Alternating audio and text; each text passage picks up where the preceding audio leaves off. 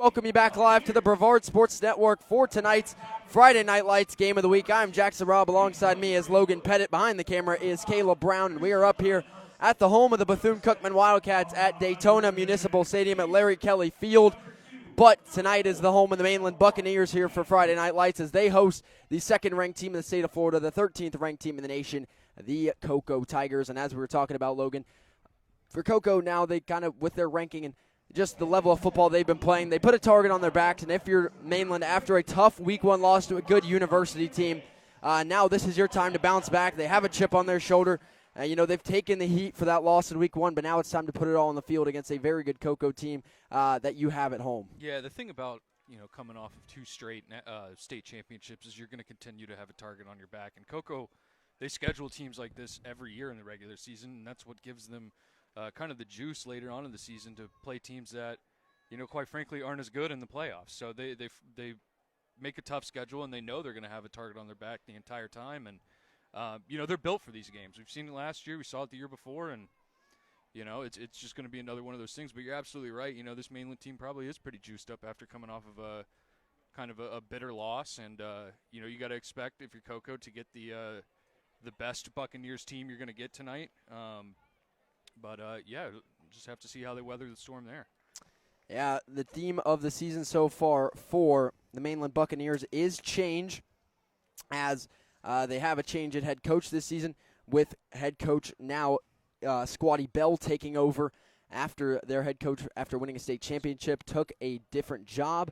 So now there's change at the helm, but also on offense for this team for Daytona Mainland, as they have a new quarterback this season.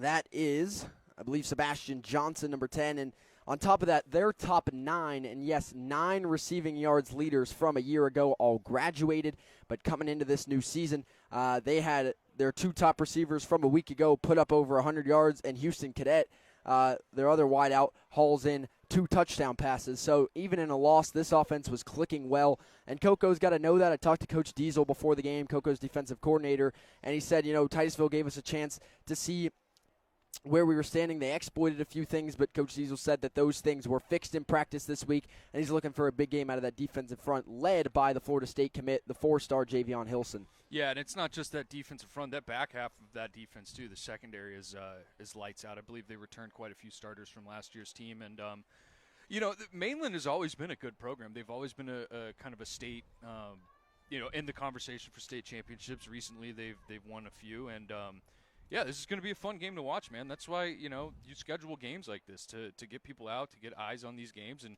come see the student athletes that are in a few years going to be the household names in college football on Saturday nights.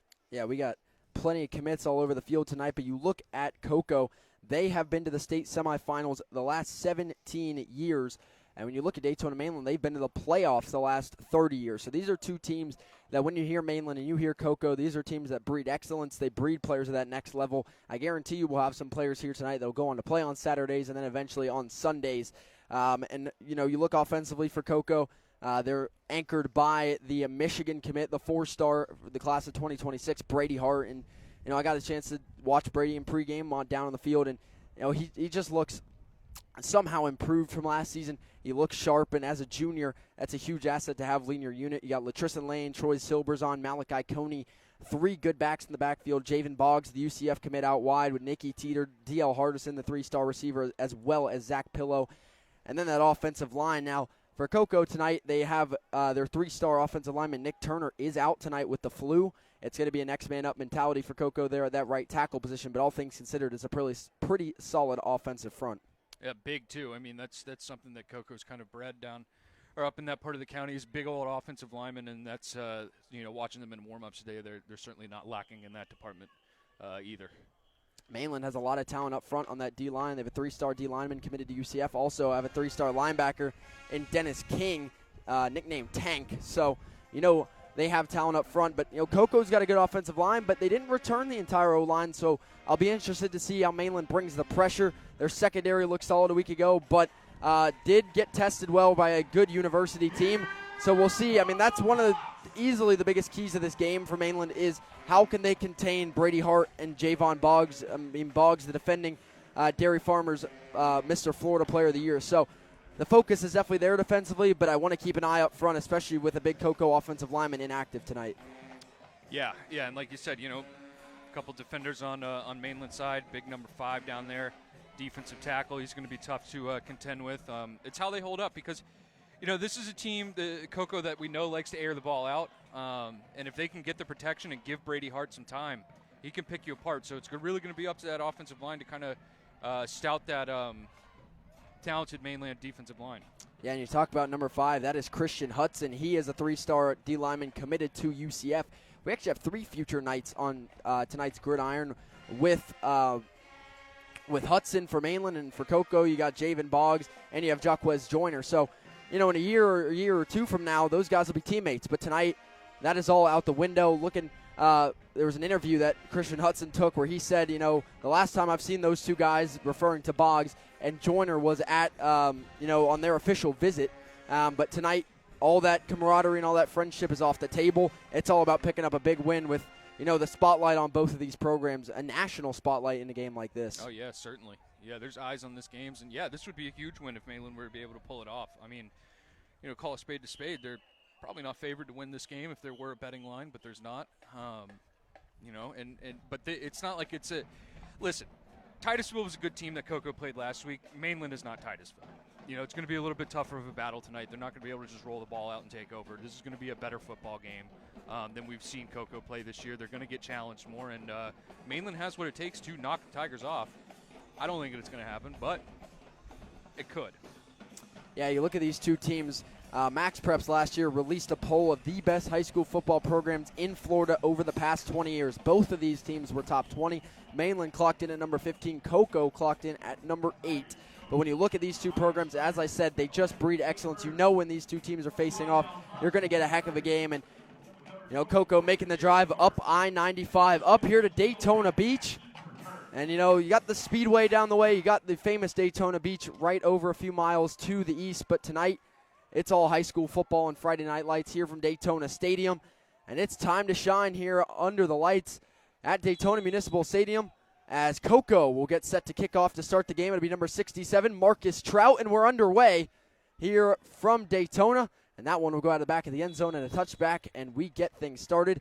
Trout's a name to know. If there's, kickers, if kickers got stars like they deserved, I think Trout listed as a 4.5-star kicker. And, he gets things started with a touchback. Looking at the Cocoa defensive starters presented by Gamers R Us, a defensive end, the FSU commit, number 9, Javion Hilson. At tackle, it's going to be number 50 making his Cocoa debut, Redman Thompson. At nose tackle, number 59, Chris Patterson. At defense, the other end, number 52, Xadrian Smith. Looking at the 3 linebackers, you have Cameron Barlow, Niceer Jacobs, and Tyon Jacobs. Your corners, 3-star CJ Hester. You also have O'Keefe Battle and DJ Bryant at safety, and your other corner will be Tank White. As Mainland starts out 1st and 10 at their own 20-yard line.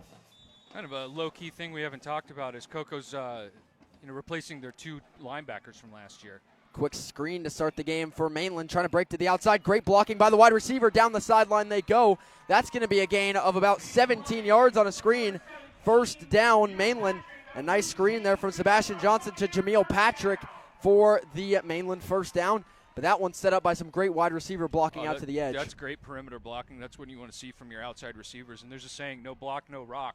You want to expect to get the ball as a wide receiver. You better be blocking for your teammates. And that young man did exactly that. Trips near side. 1 receiver split to the far boundary. 1st and 10 Mainland. Another throw over Johnson over the middle on the slant. And that's going to be another Mainland 1st down, a gain of about 10 yards. And I believe he got just enough to get there. That was Houston Cadet. He had a 2-touchdown performance against University a week ago. And he does move the chains. 2 plays, 2 first downs for Mainland. It's 1st and 10 now at their own 46. Yeah, they're doing a nice job of getting the ball out quickly and not letting those Cocoa pass rushers really get into a rushing lane. Like we said, 2 new linebackers for this Cocoa team and kind of exploiting them with these quick passes. This will be a handoff this time, and Cocoa's defensive front swarms to the ball as Edward Williams with the carry. He'll pick up about 2 yards, but there were Tigers all over it. Leading the charge was Redman Thompson there. Good collapse by Cocoa's defensive line. Only allows 1 yard. They'll bring up 2nd and 9 for Mainland on their first carry by Edward Williams. As we'll see, 2nd down and 9 coming up for Mainland. 2 receivers split either side.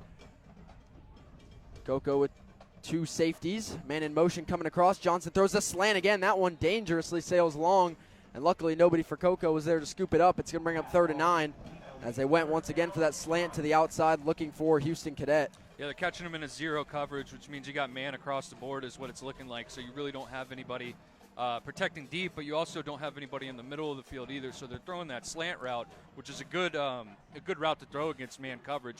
If he beats him off the line, like we saw in the previous play before the running play, pretty easy to pick up a first down on Trips that. near side. They throw the swing pass. Coco's all over. The ball is free, and Coco's going to fall on it. And it's a fumble recovery, and Cocoa will take over on offense. Huge play, and the fumble recovered by O'Keefe Battle. As that was a nice little swing pass, but immediately Cocoa flies in, rips the ball out. Battle falls on it. First down, Tigers. Yeah, I think they're going to deliberate and see if this maybe was an incomplete pass. Mainland's sideline certainly believes it was, and I think they're going to stick with the call on the field that it was a fumble.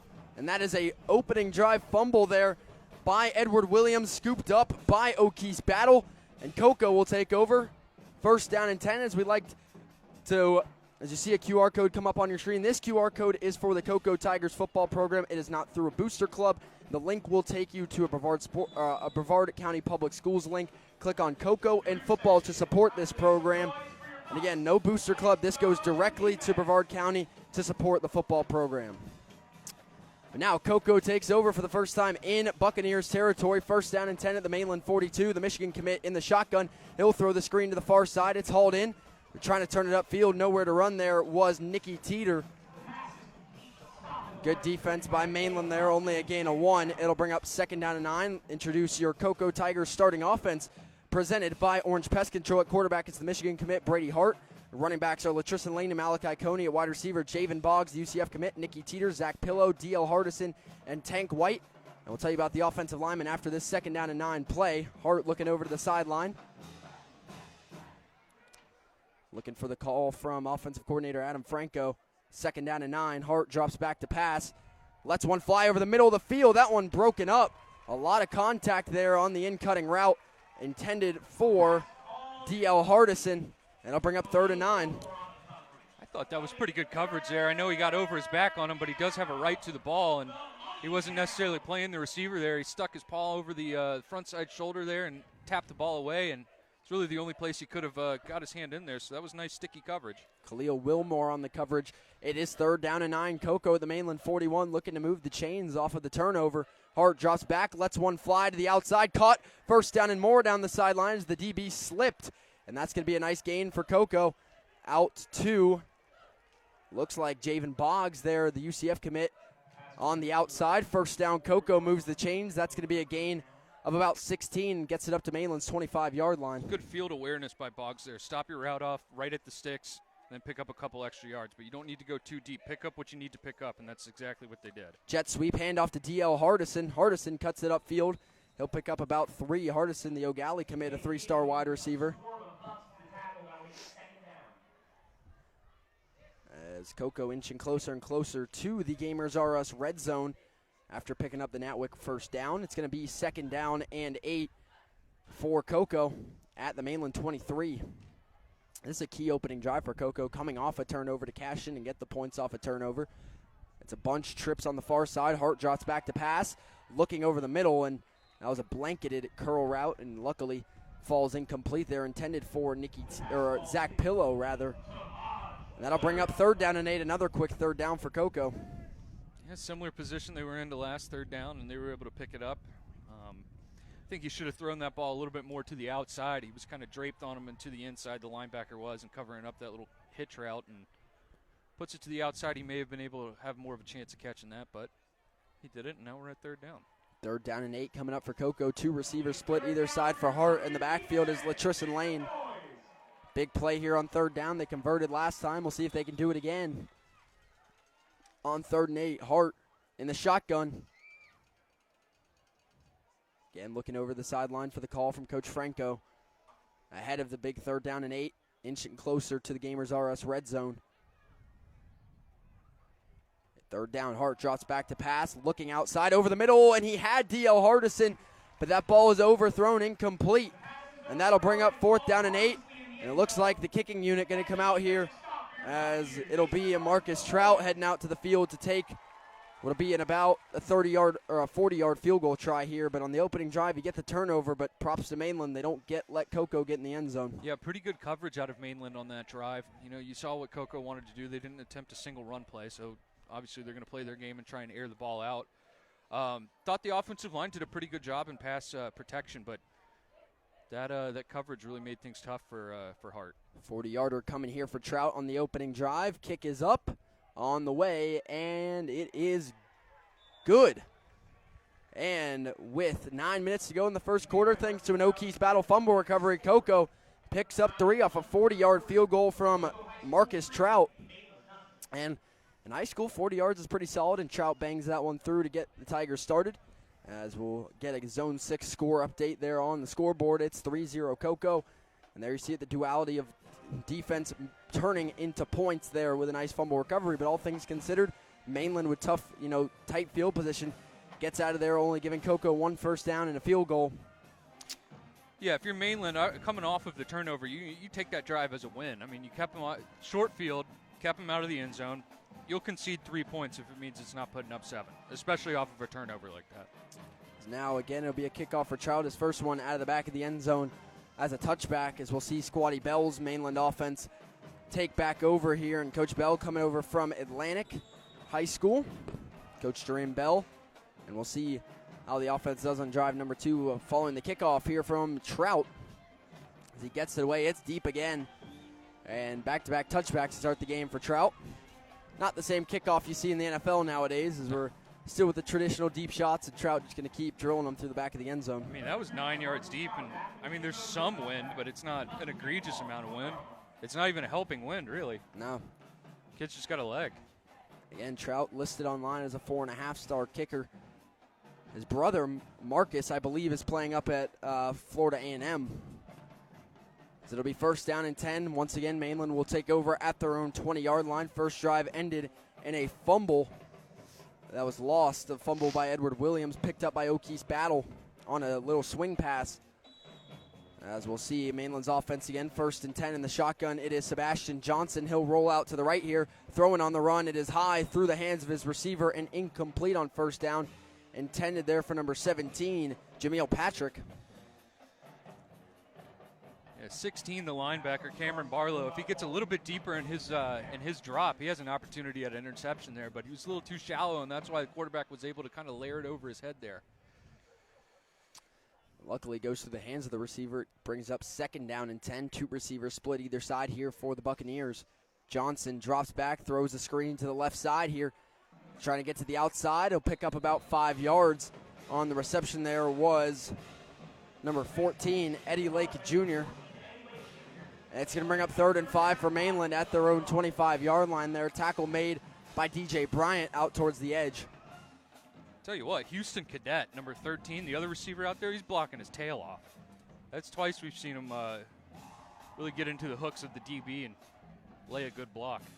8:25 to go in the first quarter. It's 3rd and 5, Mainland at their own 25 after the motion. Trips near side. In the middle, Johnson throws. It's caught by Cadet, but he doesn't get to the line to gain. That's only going to be a gain of about 3 yards on 3rd down. Needed 5, and it's going to bring up 4th down and 2 for Mainland at their own 28, and the punt unit going to come out here on that one.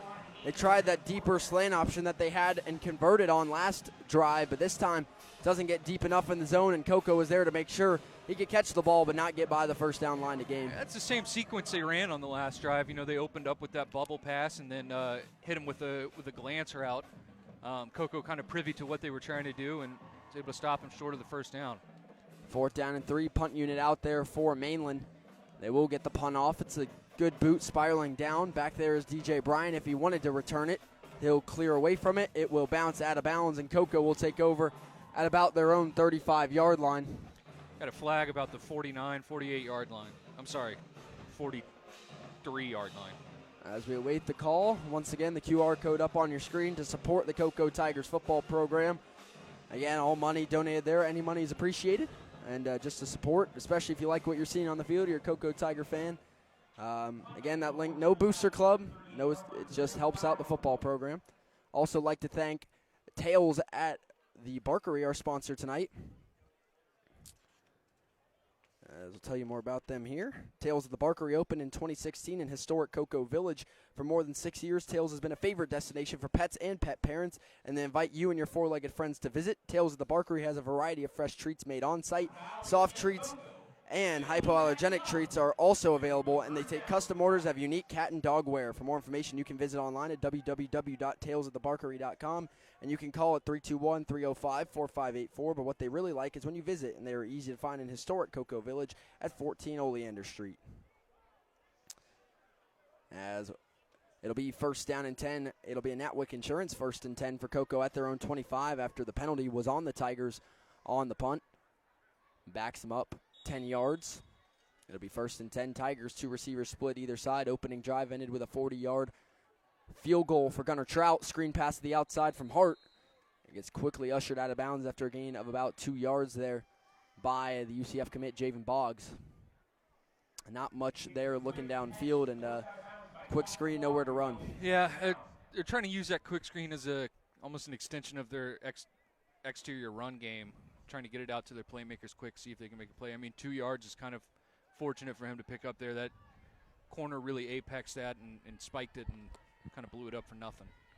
Second down and 8. Hart drops back, throwing over the middle and through the hands of Hardison, incomplete.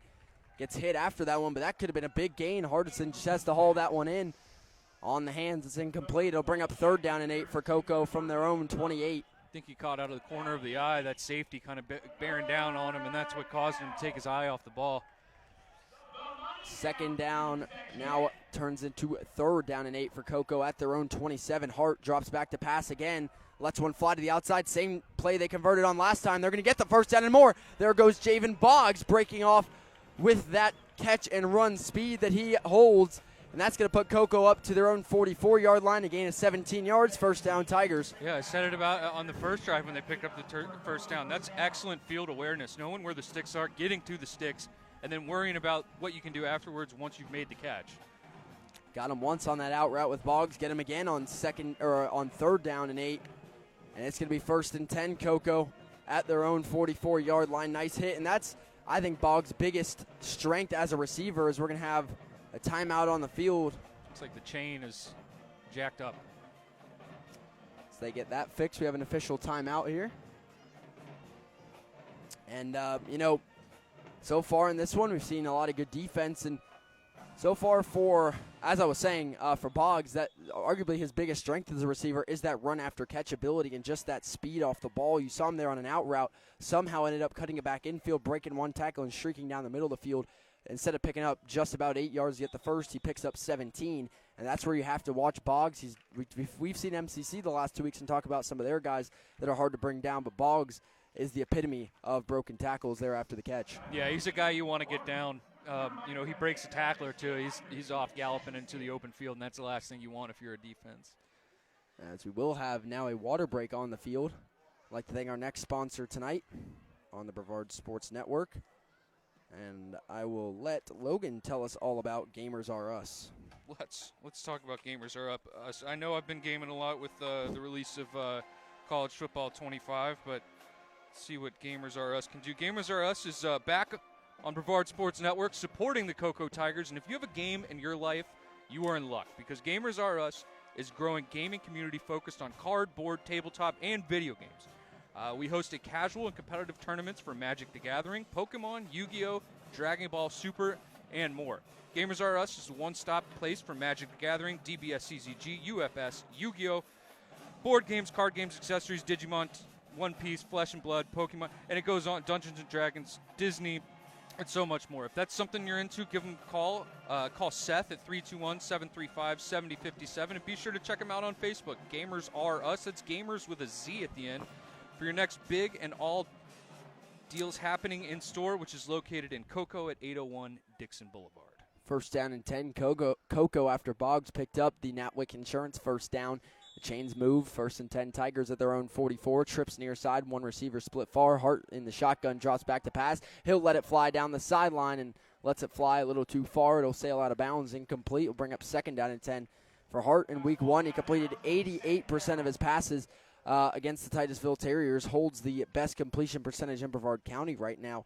Put up 270 yards as well or 83% completion percentage, 3 touchdowns in that game as well. So far, though, Mainland's defense, those DBs, making it a little bit more difficult on him here. Yeah, they're making it challenging. It's a better caliber of athlete in the secondary. 2nd and 10. Hart drops back to pass again. That one rifled to the sideline, caught by Javen Boggs. That's a high-level throw. And that will be an Atwick Insurance first down across midfield, and the Michigan commit puts that one on a wire to Boggs for the first down. Yeah, he dropped that in a bucket. I mean, it was triple coverage. There were 3 guys in the area there that could have made a play on the ball and put it only where Boggs can get it, and that's the trust where he has with Boggs. He knows if he puts it where it's supposed to be, Boggs is going to come down with it. Yeah, absolutely, and that one threading the needle, too, putting it right on his hands as well. And it'll be first down Cocoa at the Mainland 41. Handoff, first carry of the game for the back. Number 6 there was Malachi Coney. Coney won't get far. There will be a gain of about 1 or 2 yards. That'll bring up 2nd down and 8 for Cocoa at the Mainland 39-yard line. First running play we've seen out of Cocoa tonight, and it was dart, which is like a tackle power. You're pulling the backside tackle to lead block there, kind of a staple in Cocoa's offense. It'll be 2nd down and 8 for Cocoa at the Mainland 39. Trips far side in this set. Once again, Hart in the shotgun with Coney. Or that is Lane. Play fake to Lane. Hart over the middle on the slant. Nearly jump caught by Boggs. Breaks the tackle. Off to the races. Touchdown, Cocoa. Javen Boggs from Brady Hart for the 39-yard Tiger strike. And wow, that was a close one, but it gets into Boggs' hands. After that, all he has to do is break 1 tackle, and it's a house call for Cocoa. And that'll put him ahead by 2 scores here early. 2 for 2 on scoring drives now to start the game. How was that not picked? I thought the safety jumped that. I thought they were going to be going the other way. What a rope thrown by Hart, and again, what another spectacular catch by Boggs. And that's what I'm saying. If you're on him, you got to get him down, because if he gets into the open field like that on a simple little glance pattern, I mean, he's gone. As a big touchdown strike there on the slant, on the deep post from Hart to Boggs, a familiar connection for 7, as we'll get a Zone 6 score update. It is 10-0, Cocoa leading early over Mainland after a 39-yard strike there. And yeah, as you said, that one nearly baited and picked, but it just goes right through his hands off the bullet by Hart. And after that, Boggs breaks 1 tackle. And we welcome you back live to the Brevard Sports Network. Apologize for the jump here. Had some technical difficulties on our first stream. We are back. The only play we missed was a very near interception by Dre Wood as Hart packed it up, flew it downfield, but into double coverage and short. Luckily, incomplete. 2nd and 10. Hart has plenty of time to throw here. Rolls out right. Hart could take off if he wanted. Throws back wide open. Javen Boggs. Boggs bouncing outside. Has blocking help. Boggs looking to play it across the 50-yard line out at the 45. But we do have a flag back at the line of scrimmage, so I don't think that this big gain is going to stand for Cocoa. No, it's going to be a hold, I think, back in the backfield. Kind of part of the reason why Hart maybe had all day to throw. You would have liked to see his receivers kind of break to the sidelines with him while he was rolling out, kind of the old school scramble drill. But nice job by Boggs to kind of sit in the hole and let Hart come to him. Although I do not believe it's going to count. As it will be a hold on the Tigers' offensive line there, and Hart had all the time to throw there, and you see why there.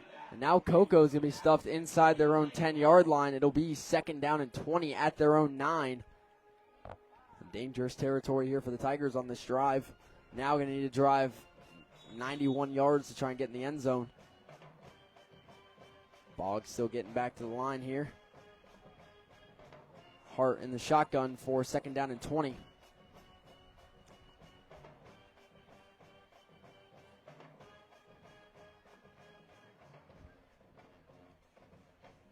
Hart still looking for the play here from the sideline. 10 seconds on the play clock here. Man in motion, now going back the other way. Coco's got 8 seconds.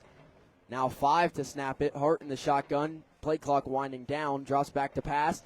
Quick little swing pass to Latrison Lane. Lane puts on the brakes, cuts back inside. Lane will cut it up for a gain of about 5. It'll bring up 3rd down and 15 for the Tigers at their own 14.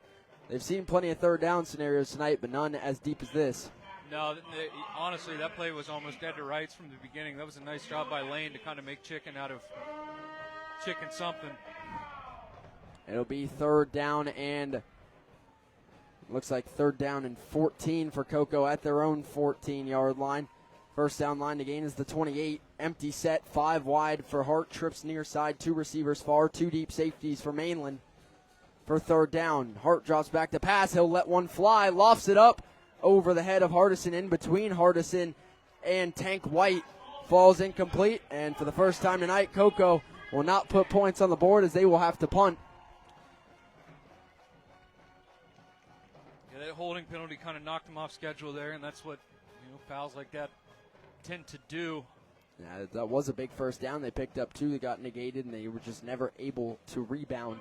Fourth down and 14. Cocoa will have to punt.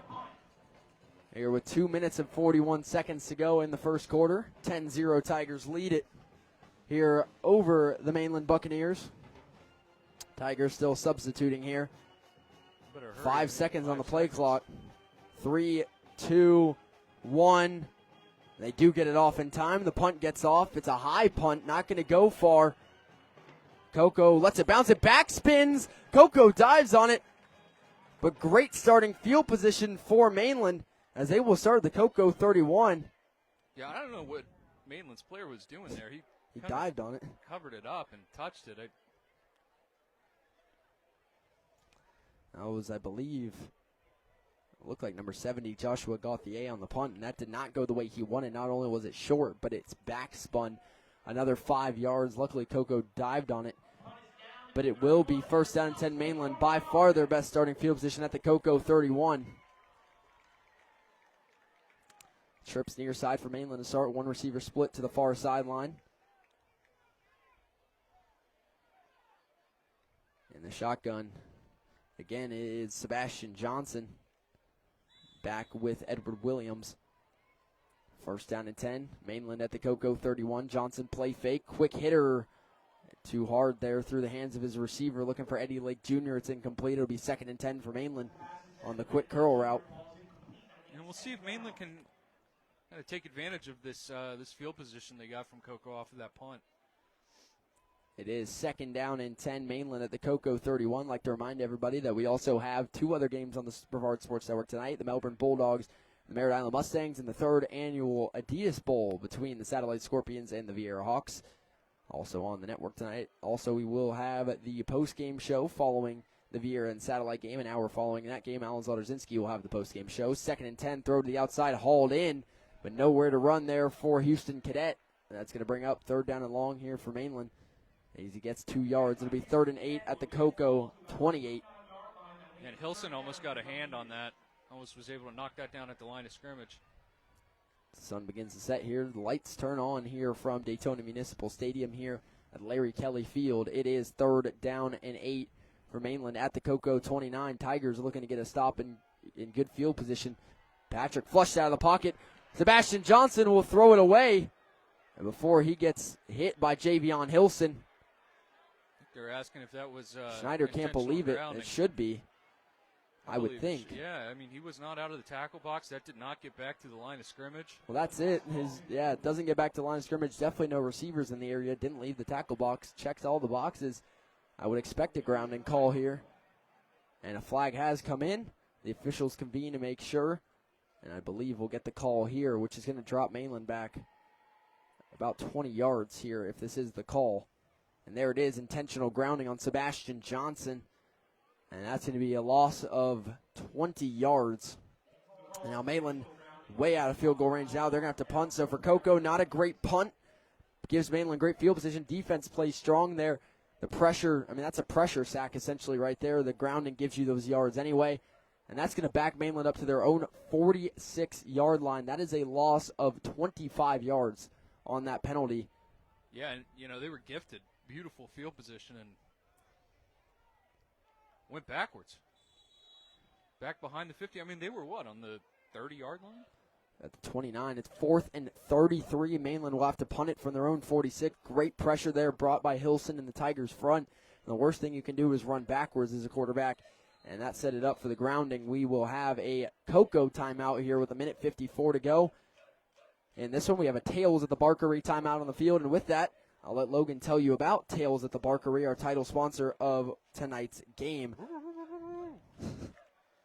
Tales at the Barkery opened in 2016 in historic Cocoa Village. For more than 6 years, Tales has been a favorite destination for pets and pet parents, and they invite you and your four-legged friends to come pay them a visit.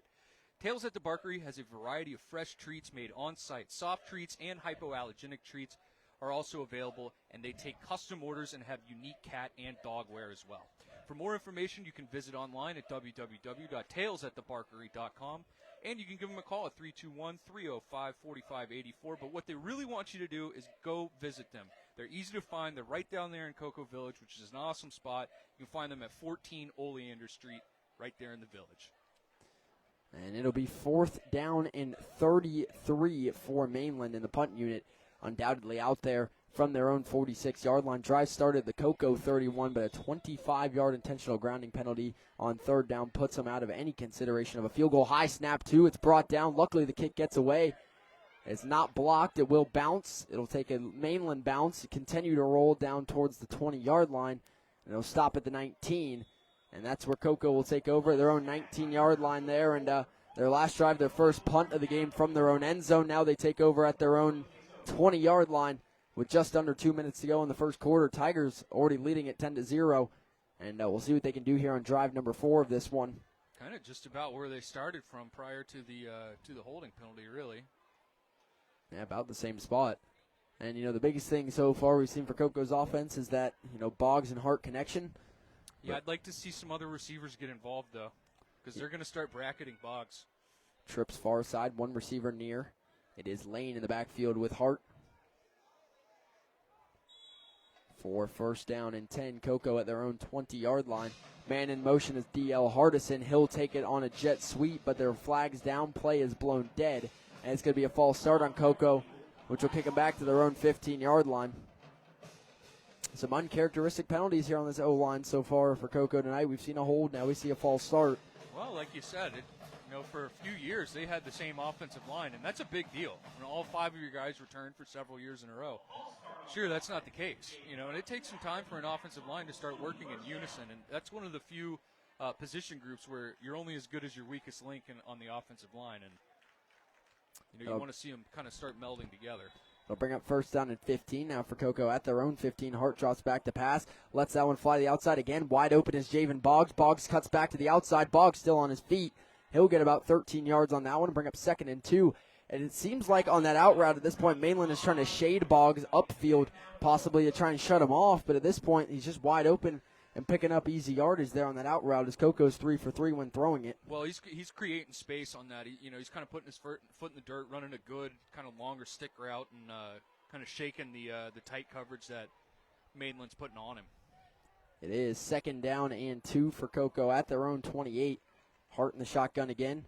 2 receivers split either side. A handoff up the middle. Nice hole. Lane taking it ahead. Lane gets hit hard there just past the 1st down line to gain. It will be a 1st down. Tigers, great pancake block there, though, to make that hole by Cameo Jones. And that'll bring up, or CJ Jones. It'll be 1st down. Cocoa up to their own 32. I believe that's only their 2nd running play that they've ran so far and was successful. So kind of doing the opposite of what everybody was taught. They're using the pass to open up the run. It is 1st down and 10. Cocoa at their own 32. 40 seconds to go in the opening quarter of action here from Daytona Municipal Stadium.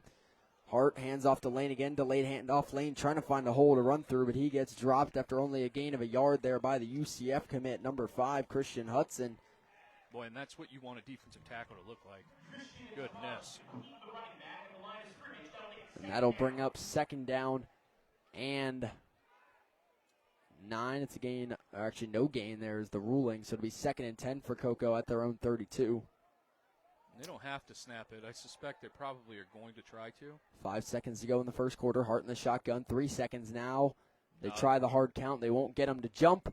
And that will be the end of quarter number 1 here from Daytona Municipal Stadium. Your Zone 6 score update, it is 10-0. Tigers lead Mainland thanks to a 40-yard field goal from Marcus Trout and a 39-yard touchdown pass from Brady Hart to Javen Boggs. As first quarter here so far, seen a lot of good defense by both sides, but again, that Cocoa connection between Hart and Boggs still strong here. But so far this drive just getting going for Cocoa, and we'll see if Mainland can bow up defensively because offensively they're just struggling to move the ball. Yeah, you're absolutely right. And shout out to that Cocoa defense. I know they take pride in that dark side defense that they got over there, and they've been stout, especially when we just saw it. Mainland had almost perfect field position, and Cocoa drove them back 23 yards. Yeah, and a lot of that, that defensive line has gotten home quite a bit on Mainland so far. Haven't had an official sack, but the pressure's been there about every pass so far. As we'll see them flip sides of the field, it'll be 1st and 10, Cocoa, their own 32, and Natwick Insurance first down. I believe it's going to be 2nd down. Should be anyway. Should be, yeah. Yeah, you're right. It should be 2nd down and 10. In this case, it could be a Natwick Insurance 2nd down, as they haven't flipped the down marker, but it should be 2nd and 10, Cocoa at their own 32. Keeping it 1st down. And Mainland's coaching staff is asking for some clarification here, and it should be 2nd down. Coach Bell here making sure they don't start this play before they fix it. Coach Bell is correct. It is 2nd down. And Mainland's going to have to take a timeout here. Javen Boggs confused. But that is the call on the field, a timeout. Coach Bell all the way out on the field. Half here with 12 minutes to go. Still a fresh 12 on the scoreboard for quarter number 2. And I'm guessing that's a timeout Coach Bell did not want to have to take. No, but that's egregious if they make them stick to that timeout. I mean, yeah. You shouldn't have to call a timeout, referee, to get the down correct. They ran the ball on 1st down and went for no gain. It should be 2nd down. Yeah, I don't think this should be a timeout. Yeah. I mean, golly, man. They're still talking here to Coach Dream Bell for Mainland. Coach Bell, first year here at Mainland, coming over from Atlantic High School for his first season, following up a state championship for Mainland. And again, his argument here is 100% right. And, it even says it on the scoreboard, if that helps anything. It said 2nd down and 8. It still does. Now it's 2nd and 10, but that's beside the point. The fact is it is 2nd down, and it should be. But I think Coach Bell is going to have to cost a timeout for that one. Well, that's terrible if he has to eat that timeout. They continue to contemplate, the officials and Coach Bell here on the near sideline ahead of what should be 2nd down and 10 for the Cocoa Tigers here on this drive from their own 32-yard line.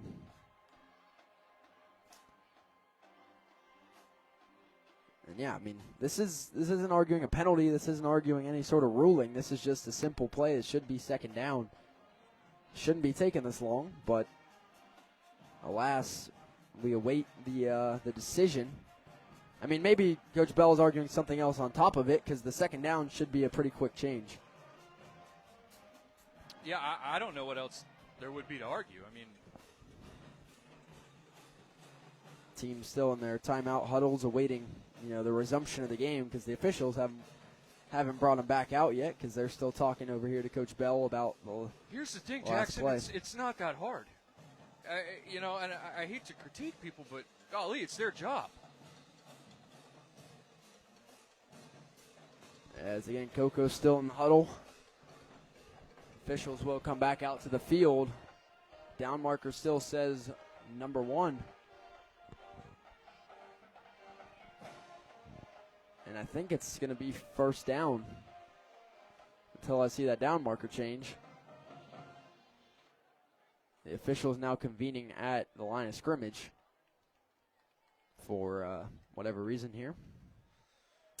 The main complaint should just be the 2nd down, if that's all they're talking about, and it doesn't look like anything's going to change here.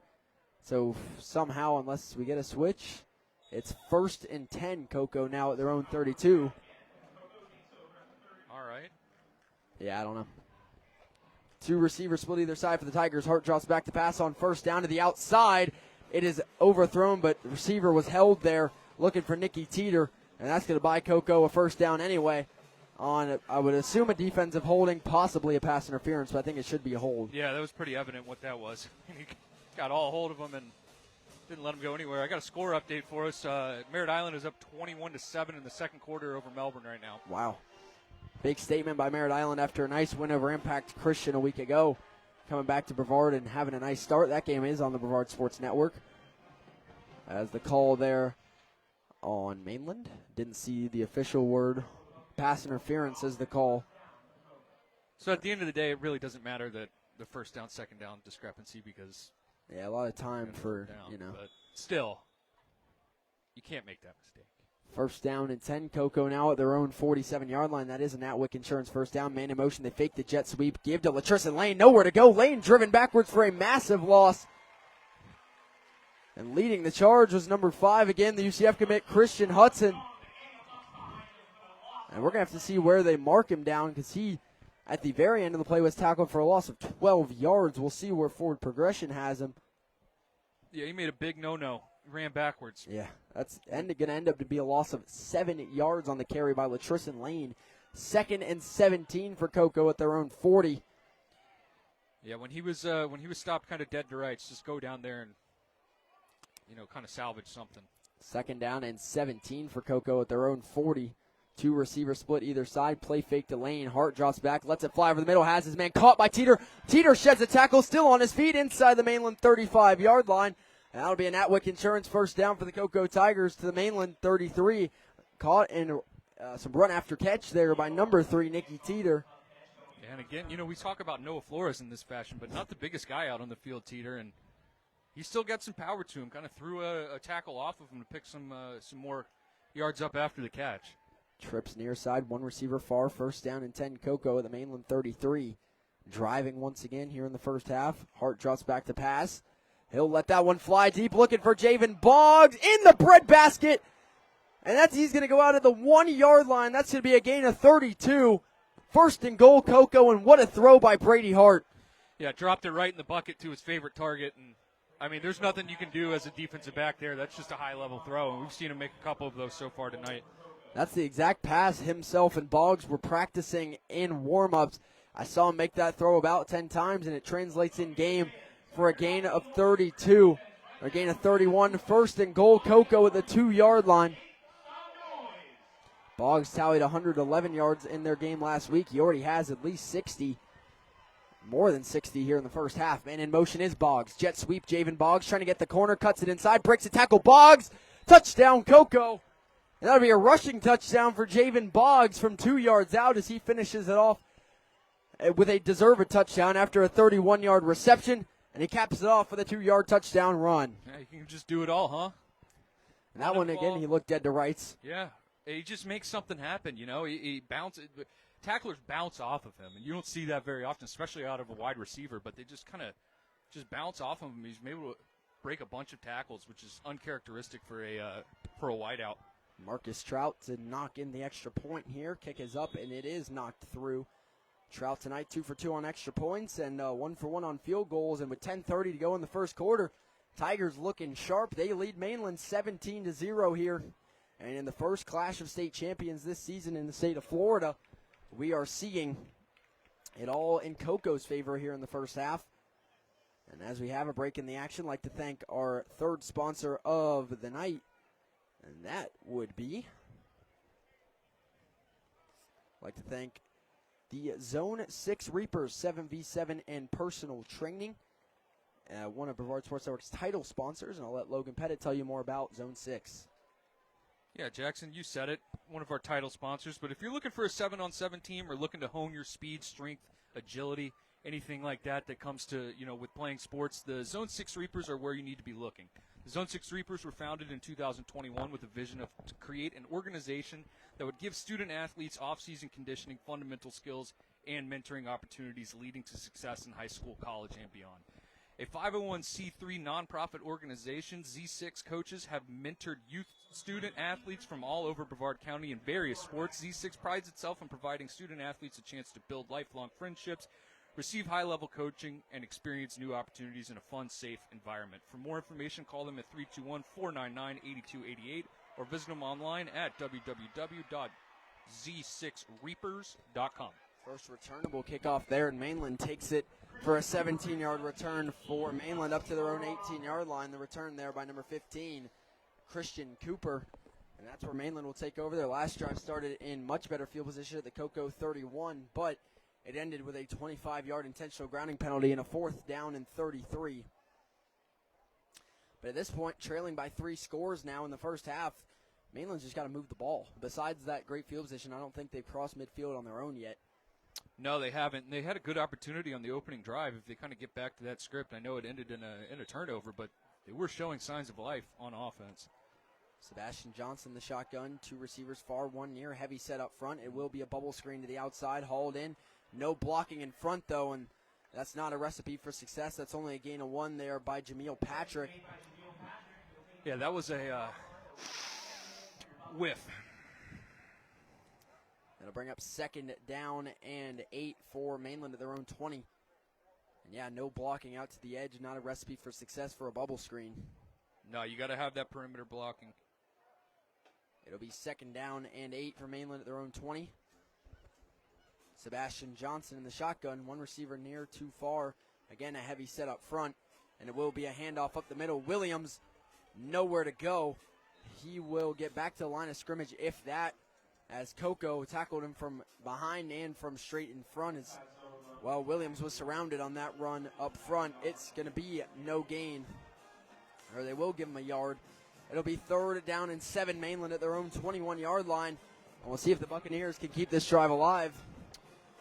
Yeah, something they've struggled with this game, really, is 3rd down. And 3 consecutive punts. Yeah, I wouldn't quite call this 3rd and manageable either. This is definitely in 3rd and long territory, and they haven't really showed the propensity to be able to convert something like this. Maybe if they can get that slant that they like, but 3rd and 7, Johnson throws outside. It's caught short of the line of game, breaks 1 tackle, and Mainland will move the chains for a Natwick Insurance 1st down. Out to number 2, Philip Moore makes a play. And, we've talked about Coco's break tackle ability, but that looked, well, that was the same play that, well. Yeah, that's the same play that Boggs has picked up those 1st downs on, just a backside long stick route, get to the sticks, put your foot in the ground, and turn around and expect the ball. And the receiver does a nice job as well of just shaking off a tackle and picking up a couple extra. It will be 1st down and 10, Mainland at their own 35-yard line. After the 1st down, gain of 14. Johnson turns, gives to Williams, puts his head down right into the Coco defenders, and that was Redman Thompson up front. Redman making his Coco debut tonight, and he brings him down after a gain of only 2 yards. The runner there again is Edward Williams for Mainland. Just above 8 minutes to go in quarter number 2. It's 17-0, Coco leading here midway through the 1st half. So far the Tigers, backing up their rankings with a solid performance, but Mainland with the ball right now, 2nd and 8.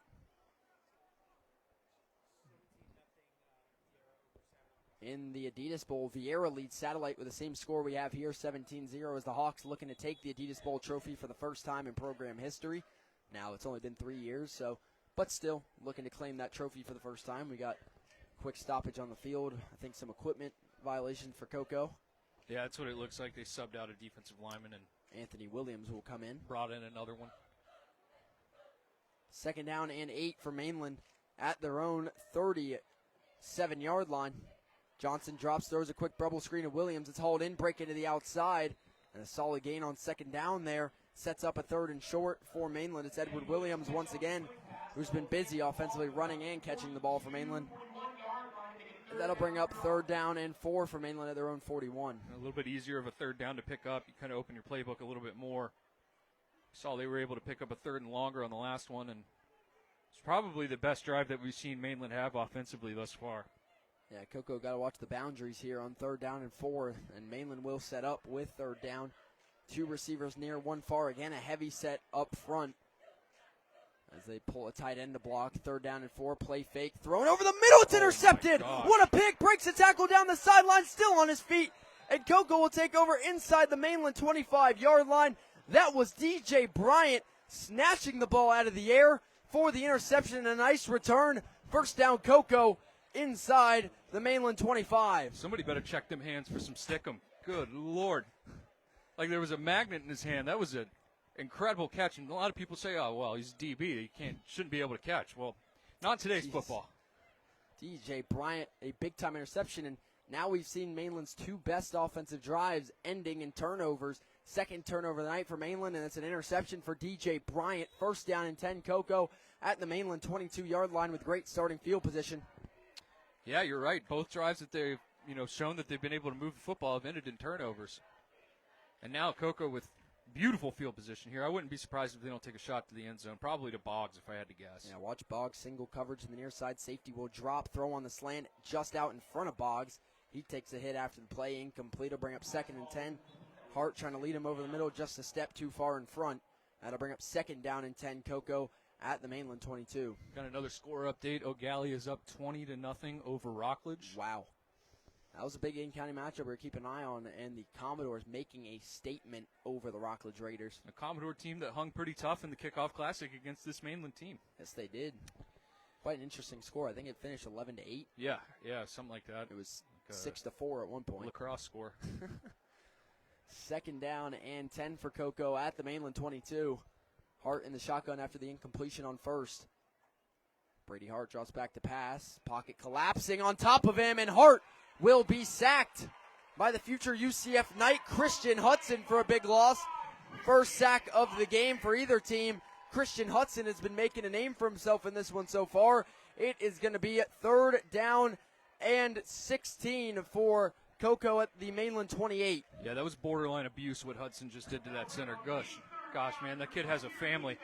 Just absolute beautiful shove and shuck, kind of where you get up underneath his clips, extend your arms, and then just toss him out of the club, and that's exactly what he did to pick up the sack. 3rd down and 16 for Coco. Stacks double receivers on either side, one behind the other. Hart drops back, flushes out right on the rollout. Pocket collapsing, he lets it fly wide open. Javen Boggs, touchdown, Coco. And he was wide open for the 28-yard score, and that's a first-half hat trick for Javen Boggs. That was on the run, too. Yes, it was. He had 1 foot on the ground when he let go of that ball, and you couldn't have had better touch. If you're playing NCAA or EA college football, he just lightly tapped the X button. The X button there, and Boggs just ran between the 2 defenders for the touchdown. Yeah, if there's any receiver you can't leave unaccounted for there, it's Javen Boggs for this Coco team, and that's 3 first-half touchdowns for him. And as you mentioned, what a throw on the run for Brady Hart. And this is going to put Coco up by 24, and that's now 10 points off turnovers for the Tigers as long as they can knock through the extra point, which Trout does for his 3rd of the game. And in this one, with 6:35 to go in quarter number 2, Coco leading Mainland 24-0. And that is your Zone 6 score update. I mean, Boggs has got to have over 100 receiving yards with 2 touchdowns to boot, and he's got a rushing touchdown. I know for sure he has at least 90 because he has 3 30-yard catches. Yeah, but he's had a couple on the sideline. So he's got over 100. It's got to be. I mean, that's not the guy you want to let run loose in the first half. I mean, at a certain point, you're going to have to start shading a safety over top of him. But the problem is he's got players like Pillow and the likes of Teeter that Hart can just distribute to as well. You know, Mainland dons that block M in some of their logos, but that, the main block M, University of Michigan's where Brady Hart will be playing next year, and those are the type of throws that get you there. And fun fact about Hart, too, where he gets that strong passing, his dad was actually drafted into the MLB in 2002 and played in the Pirates minor league organization for a few years. So there's athletes throughout that Hart family, and his brother currently plays on the Satellite Beach Scorpions Youth Football 11U team with who else but Noah Flores' younger brother. So there's more. There's another one. Yes, there's more Harts and more Flores to come to Brevard County. So there's a lot of athleticism in that Hart family as you see another Trout kickoff for his 3rd touchback of the game. And now, I mean, again, I always hate to say this in the first half of a game because there's so much time to play, but it already feels like for Mainland this is a must-score drive. Yeah, Jackson, I think that last drive might have been a must-score drive. I mean, from here on out, I mean, they're outside of one drive offensively for Coco, they've been able to do whatever the heck they wanted. And they're kind of doing the same defensively as well. So if you want to stick around in this game and try and make something happen, you got to start scoring. You got to start doing it now. I mean, there's 6.5 minutes left in this half, and they haven't crossed the 50. Yeah. It's going to be 1st and 10. Mainland from their own 20 as I believe we're going to have our second quarter water break here from Daytona Municipal Stadium. I'd like to thank our next sponsor. And that sponsor will be, once I can find it, we would like to thank I'd like to thank Natwick Insurance, one of our title sponsors, and Logan will tell you all about Natwick. Powered by Natwick Insurance, BSN is proud to partner with Eric Natwick and his great staff to bring you the best in youth and prep sports. If you're looking for home, auto, life, and even more types of insurance, then Natwick has you covered.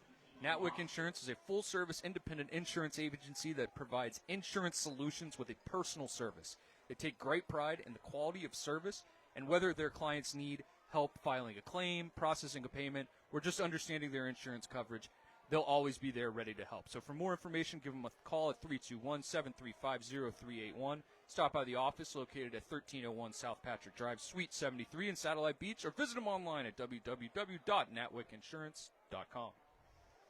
First down and 10. Mainland will take over with the Natwick Insurance. First down at their own 20. Last drive ended with a DJ Bryant interception, which led to 7 points for Cocoa. Trips far side, one receiver near.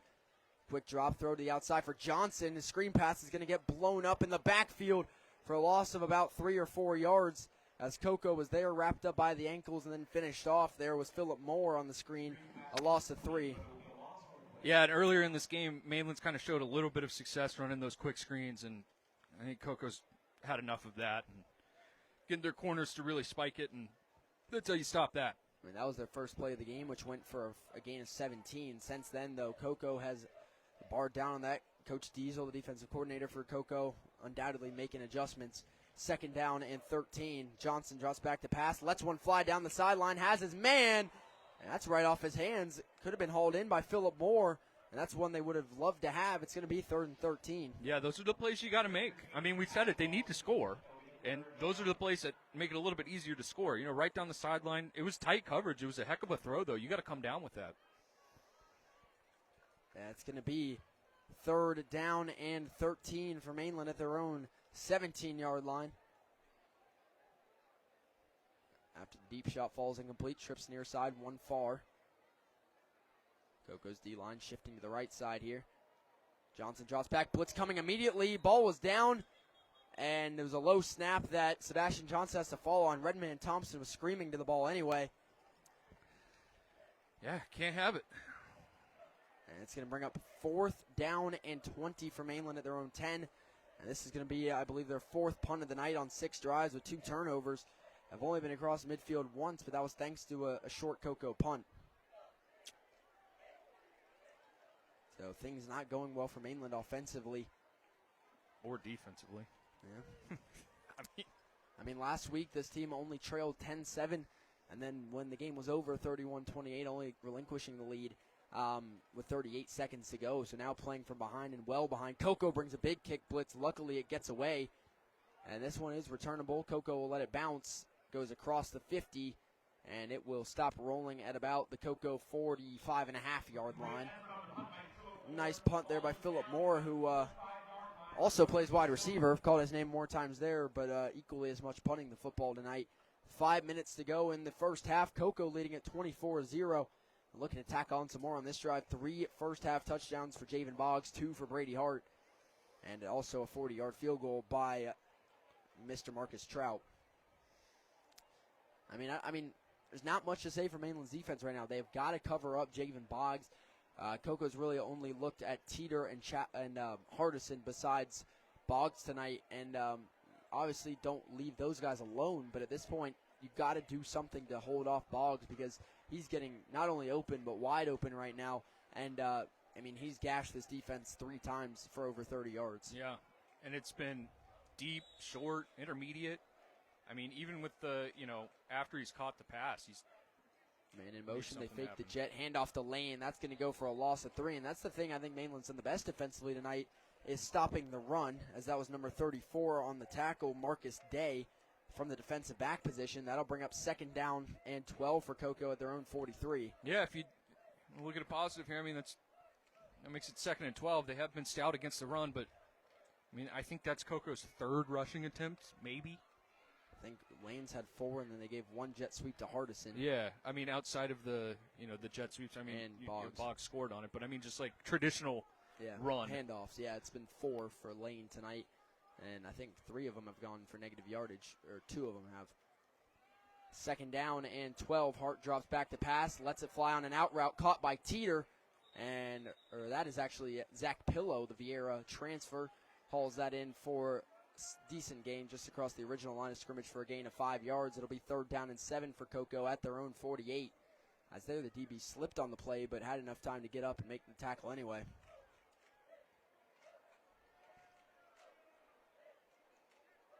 On the first reception of the game for Pillow. 3rd down and 7 for Cocoa at their own 48-yard line. Solid field position to think about going for it if they get closer to the sticks as well. Hart drops back to pass. Quick slant over the middle, caught by Boggs. 1st down and more. And that Boggs slant just so lethal. And it's going to be 1st down, Cocoa to the Mainland 38. Flag down at the end of that play. A little banana peel dropped out of his pocket. I don't know what it's going to be. Mainland kind of indicating it's on them. I don't know if maybe they got a hold of his face mask or something. There's something on the tackle. Ball came out late after the play. Obviously not a fumble, but the only thing I observed up here. But yeah, that Boggs, it's just a quick slant. That was about 2 yards off the line of scrimmage, and he just catches it in stride and goes.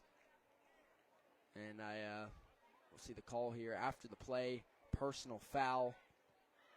Just a personal foul on Mainland, so I guess something happened to Boggs after the play. That's going to cost Mainland 15. Costly penalty puts Cocoa at the Mainland 22, knocking on the door of the Gamers R Us red zone, which Cocoa hasn't had to be in many times, despite the score. They're 1 for 1 in the red zone, I do believe. Yes, I think so. That came right with the Boggs rushing touchdown. Yep, 1 for 1 in the red zone tonight for Cocoa. Not in there yet, but it's 1st and 10 at the Mainland 22. Following the catch and run by Javen Boggs, this will be a toss to Lane to the outside. Lead blocking is Zach Pillow. Lane cuts it back inside. Latrician Lane still on his feet, takes a nice hit, and it will be 1st down. Pillow ended up driving his guy all the way out of bounds. Pillow took that kid out of the club, Jackson. He escorted him home.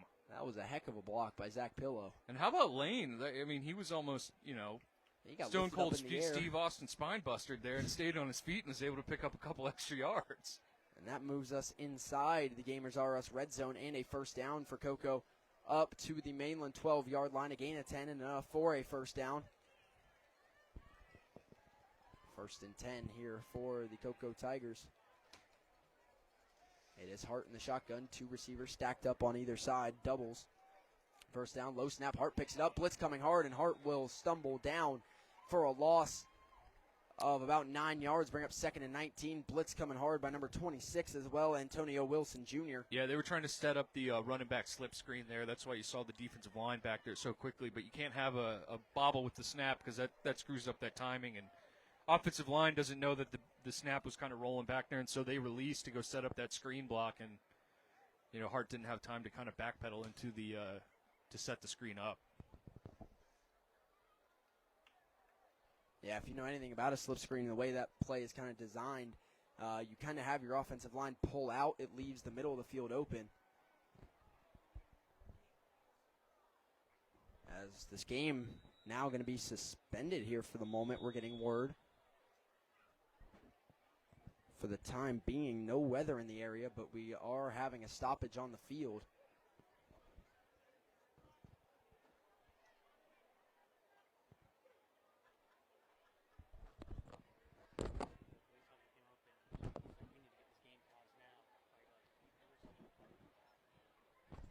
Yeah, again, this game has now been paused, essentially, here, I believe.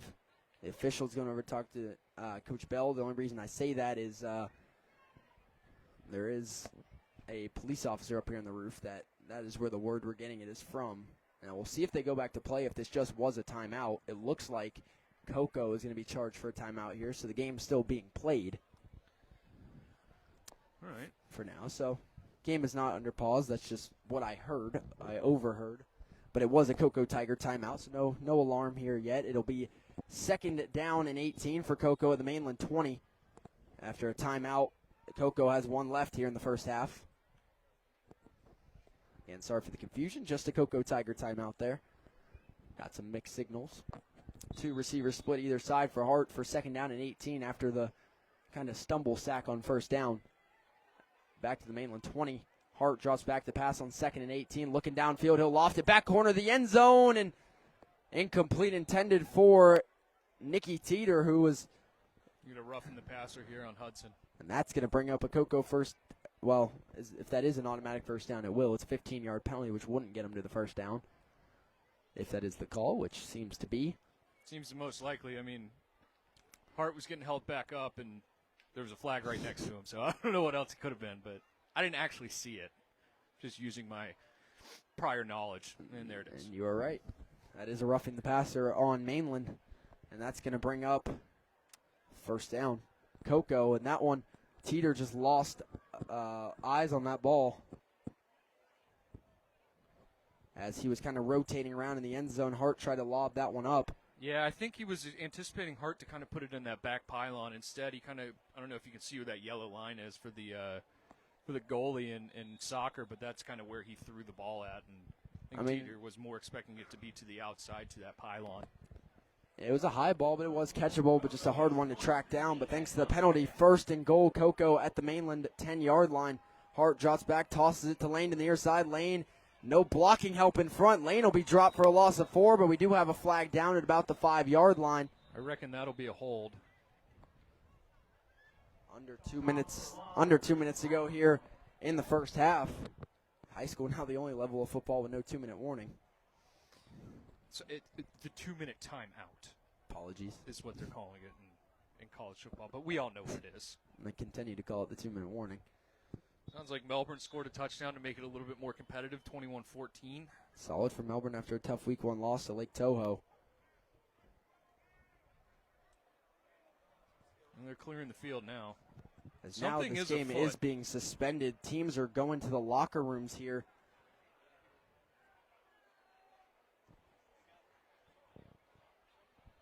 And, yeah, this game is being suspended. I'm not to alarm anybody. I do not know the situation, but I have seen some police activity going on here at and around the area. A lot of police cars around here. So this game is being suspended with 1:52 to go in the first half. Cocoa leads it 24-0. If anyone's watching from the stadium, stay safe. Don't know what's going on.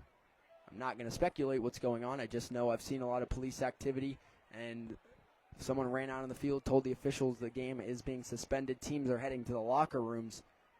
Cocoa with a 24-0 lead and driving inside the Gamers R Us red zone as well.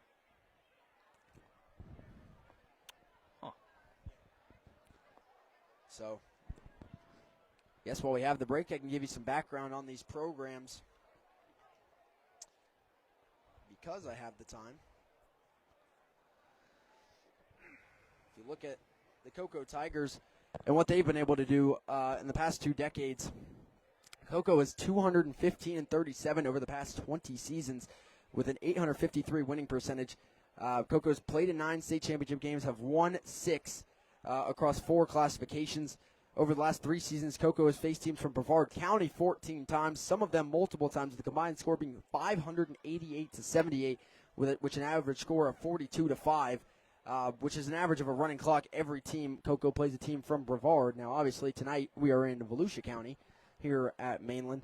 But still, I mean, this Cocoa Tiger program is just built up so strongly, and despite coaching changes, Coach Snyder now tied for the longest tenured coach in Brevard County at 7 years, and just an impressive resume he's been able to rack up here at Cocoa as they look for a 3rd consecutive state championship game. But when you look on the other side of the field here, on the other sideline for Mainland, I've already mentioned it tonight, it's a new head coach following a state championship, which can be tough, but for Mainland, it is Coach Bell. And Coach Bell is a Mainland graduated in 2002. Coach Bell was the head coach at Atlantic High School in Port Orange the past 3 seasons. He led the Sharks to a district championship and a playoff appearance last season.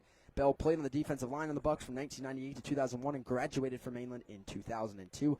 He becomes the 3rd consecutive Mainland football coach who also played for the team. Scott Wilson, who graduated from Mainland in 1997, coached the Bucks from 2010 to 2020. Roland, who graduated from Mainland in 2004, coached his alma mater the past 3 seasons to 2 consecutive state championship appearances.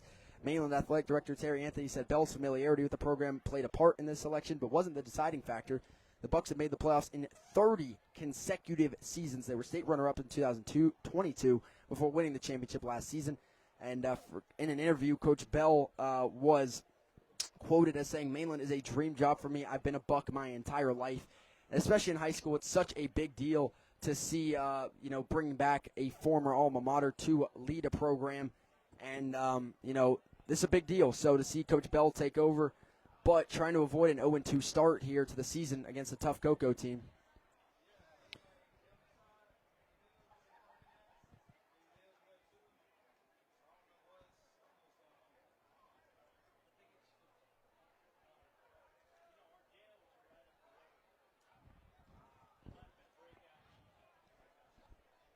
Again, our game is currently suspended with 1:52 to go in the first half. Cocoa leading Mainland 24-0. It is for something other than weather. That's all I know, and that's all I will let on here. Teams are in the locker rooms. Again, anyone that is at the stadium, stay safe with whatever's going on around the premises right now here at Daytona Municipal Stadium.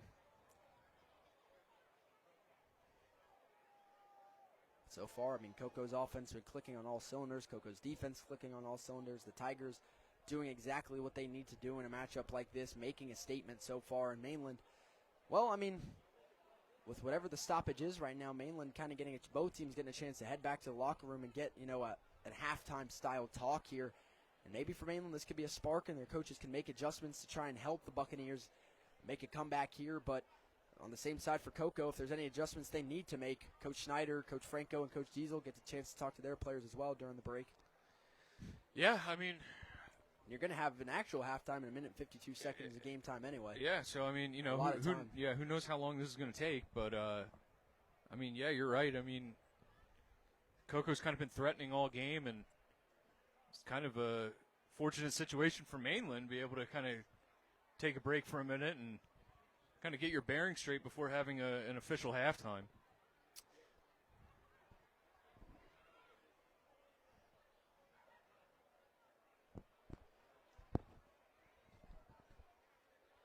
As again, this game is suspended for the time being. But yeah, again, we talked about for Mainland at the top of the broadcast, they come in losing their starting quarterback from a year ago to graduation and their top 9 receivers.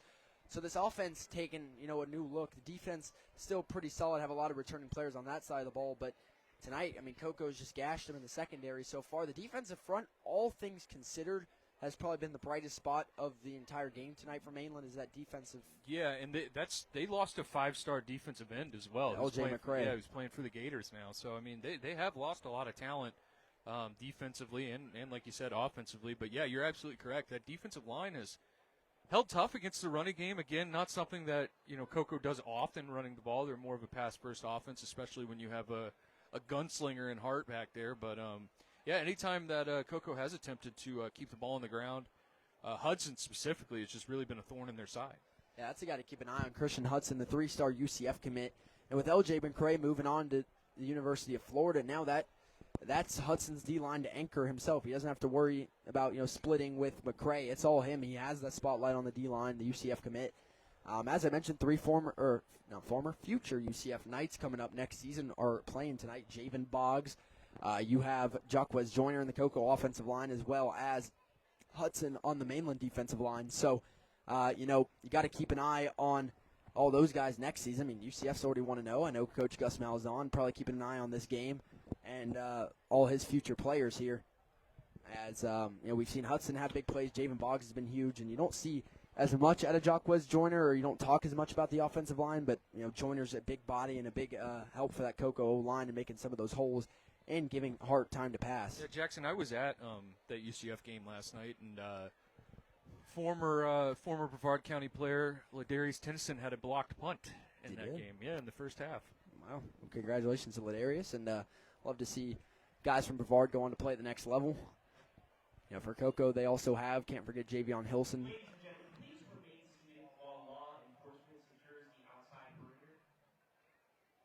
Okay.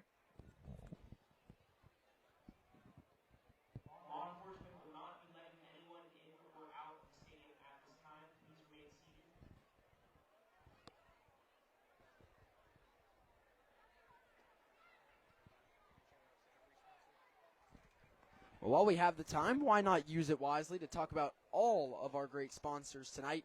And we will start with, for the last sponsor I haven't talked about so far, and then we'll roll back through them all. But first, we will start with Orange Pest Control. And Orange Pest Control was founded in 2013 by brothers Jonathan and Jason Robertson with one simple goal in mind: to protect families from unwanted pests and provide the best pest control in Brevard County. Orange Pest Control strives to provide the safest, most reliable pest control and lawn care services to all of their neighbors, giving you the relief and peace of mind you deserve. Orange Pest Control has received recognition for their professional services, as in the Expertise Award of Best Pest Control Companies of Melbourne in 2021. For more information or for a free quote, visit www.goorangepest.com, or for immediate service, call 321-631-1974. I also like to thank Natwick Insurance, one of the Brevard Sports Network's title sponsors, and BSN is powered by Natwick Insurance. BSN is proud to partner with Eric Natwick and his great staff to bring you the best in youth and prep sports. If you're looking for home, auto, life, and even more types of insurance, then Natwick has you covered.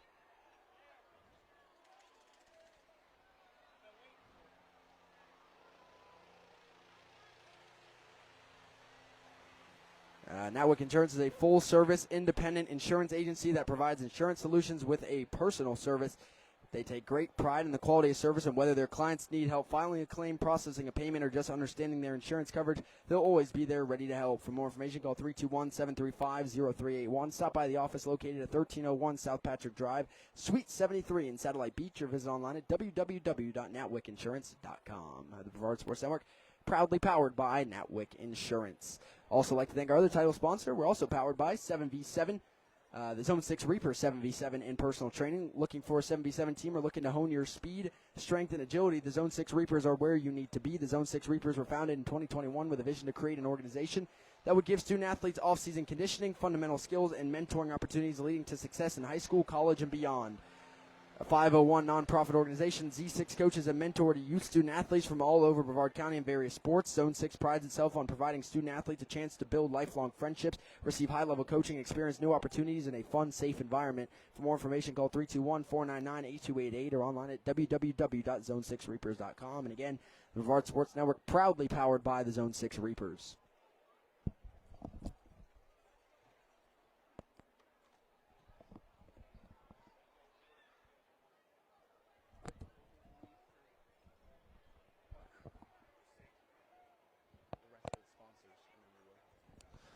Now, our next sponsor we'd like to thank for tonight's broadcast is going to be Gamers R Us. Gamers R Us is back on Brevard Sports Network supporting the Cocoa Tigers, and if you have a gamer in your life, you are in luck, because Gamers R Us is a growing gaming community focused on card, board, tabletop, and video games. They host casual and competitive tournaments for Magic the Gathering, Pokemon, Yu-Gi-Oh!, Dragon Ball Super, and more. Gamers R Us is the one-stop shop for Magic the Gathering, DBS CCG, UFS, Yu-Gi-Oh!, board games, card game accessories, Digimon, One Piece, Flesh and Blood, Pokemon TCG, Dungeons & Dragons, Disney Lorcana, and so much more. For more information, call Seth at 321-735-7057, and be sure to check them out on Facebook at Gamers R Us for the next big and all deals happening in the store, which is located in Cocoa at 801 Dixon Boulevard.